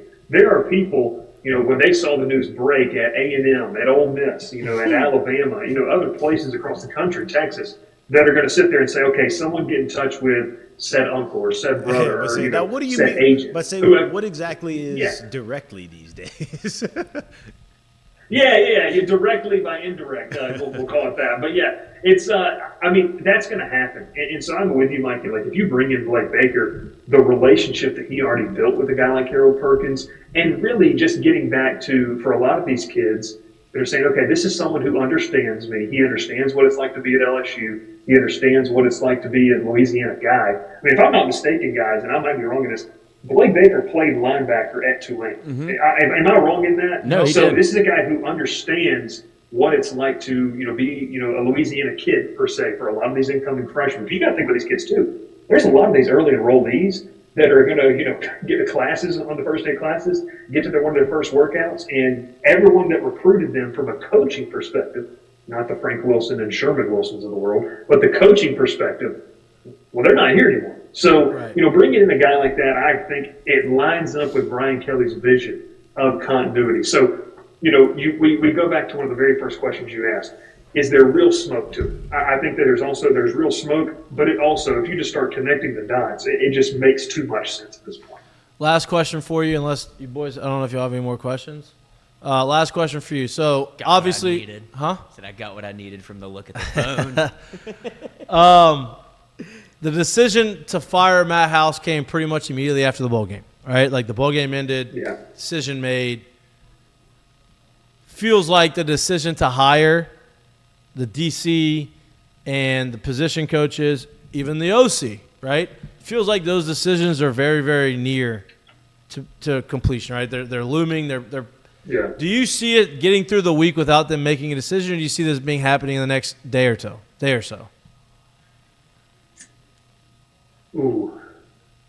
When you talk about the OC position, obviously you had the, on the field audition for Cortez Hankton and Joe Sloan. Which felt like it went great. I don't know look, and I think Garrett Nussmeier was really impressed. He talked with the media about sitting. He's already talked with the media about Sloan. Some people on Twitter thought that Garrett Nussmeier stunk in the game, which I don't know how that happens. How you think that?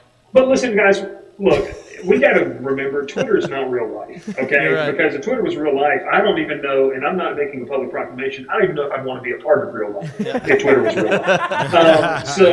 I'll just say that, and there's no dark comments there, but just it is what it is. But no, I mean, look, I think that, Hankton and Sloan showed you in a short time period with a short runway, hey, this is what we can do. And I think Nussmeier really liked it. I think Kelly was impressed with it. So Harold Perkins was impressed with it? Harold Perkins was impressed with it, yeah. Also, you got to go check out, if you haven't seen it, like his high school running back highlights are stupid. Yeah. Like, it's ridiculous how good that kid was. But you got to go back and look at it. Like, if they stick with Joe Sloan and Cortez Hankton, if that's the decision, everyone knows. Like, in that building, everyone knows. The recruits know. Harlan Berry knew when he's committed today. A big-time quarterback that's making his decision this weekend probably already knows. Like, that's the type of information that you tell your recruits, you tell a select group, it's just not made public. When it comes to the DC position, I think if Blake Baker's the guy, at this point you're just trying to figure out the financials because of the extension that he just signed. Okay, how much is the buyout, and then how much do we have to offer? I think it was like a $1.5 million extension. I don't remember the exact figures that he signed with Missouri, which I think we'd all feel comfortable saying that LSU has the financial means to be able to top that and bring him back to Louisiana. So I could see, unless you get, and maybe I'm working away around the question here, unless they're going out of house for offensive coordinator, I think that decision's been made. like just personally. Yeah. Like if it's those two guys, there's no point to wait.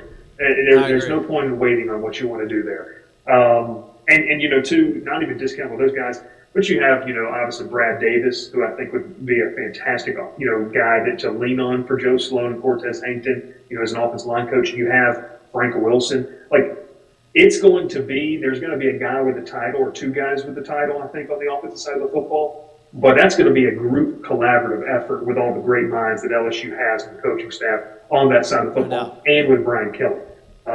Defensively, if it's Blake Baker, let's just go ahead and wrap this thing up. Let's get it done and get back to the portal. Yeah, I feel like it's going to be done the next day or so. I really do. That's just I have no reason to believe that other than the fact that of everything I've been hearing and kind of how quickly they moved after the bowl game and how quickly they feel like they need to move over this last month. Smart on Baker to get an extension and then get a re-extension if he got. That's a great negotiating tactic. No doubt. I wonder if he knew. Yeah, taking a page out of Mike Denbrock's book. Yeah, I wonder if he knew he was going to take the job here and said, okay, I'm going to negotiate the extension. That's how agents work. Smart. Well, did you see that he posted the clip from what's the Leonardo DiCaprio movie that I'm Not Leaving? Through the portal? Wolf of Wall Street? I'm Not Leaving. Yeah, he posted that clip 2 days ago. And, whatever. Well, you know how that thing goes. We'll see. Still trying to figure out what it means. Ain't no fun when the rabbits got the ain't no fun with the rabbits. That's like the big saying now that the players are using. Yeah. Did you see the video of Braden Swinson? What was he kicking? He kicked rocks. It was rocks. Kick rocks. Kick rocks. They don't say that out there in Atlanta. Yeah. No, I don't know. That was kick rocks. That was creative as hell. That was very creative. Literally kicking rocks. If you know, you know. It was. There it is. Here we go. Boom. Is this and honestly, here's the rocks. The defensive coaching staff? Is that what No, I think Matt House is the rocks. Yeah, we could go with the staff. Yeah. Let's just be fair and say it's probably the staff. Yeah. General staff. Because there's multiple rocks. Maybe it's very impressive. Good kick. Very impressive that he kicked all the rocks. Yeah. Actually. Didn't miss. That's good drop. It's a good drop. It was a good drop. It was a great drop. Kept it all clustered, You can tell they're not in class right now. You got nothing they're else. not. I'm going to pick up School some rocks. hasn't started yet. Yeah. Bryce, dude, I appreciate you. Please, if you hear anything, shoot us a text. Let us know what's going on. I know you're going to be in San Antonio, but phones work over there. It's internet. You can have Show it us always. your screen. Let us know what's going on. If you get a Schefter update tonight, let us know so we can, be up to date with what's going on. We appreciate you, as always, coming on the show, always making time for us. We'll talk to you when you get back from San Antonio. Big recruiting weekend. It's already been a big recruiting day for LSU.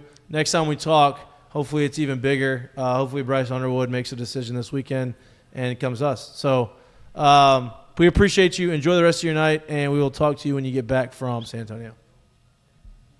Awesome, guys. Appreciate it. Take it easy. Packed show today. A lot going on. A lot going on. We're overtime. We're in the OT. Let's get to our seggies. There's a lot to unpack. We can't be here all night. I know. So let's get to the seggies. Mistake of the day is brought to you by Doe's Eat Place. The mistake of the day, I'm still trying to find it. It was the back and forth between R1 and Mik'd Up Twitter, which continues to just turn and burn. A lot of interaction out there. And Dawn Staley, who figured out, I guess, that she'd had enough of us tweeting at her.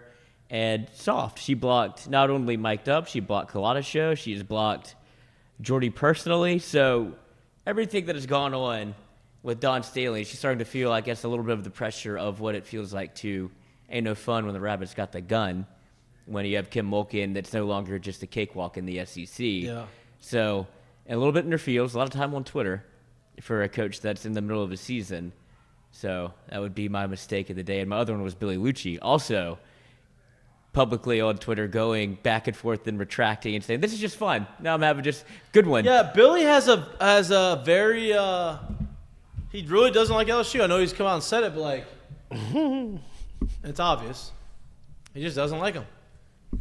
Some of his points don't make a ton of sense. It's I don't want to say it in a mean way. That's not what I meant. But a lot of the things that he says comes from a very emotional place. Yeah, from a big LSU hater, big A&M fan, which is great because look, we're LSU fans. I understand that. A lot of this stuff just doesn't pan out sometimes. It doesn't seem like it makes a lot of sense, but hey. I mean, we do some of the same stuff, so. Yeah, he's already saying, where's your parade for when you hire Bo Davis?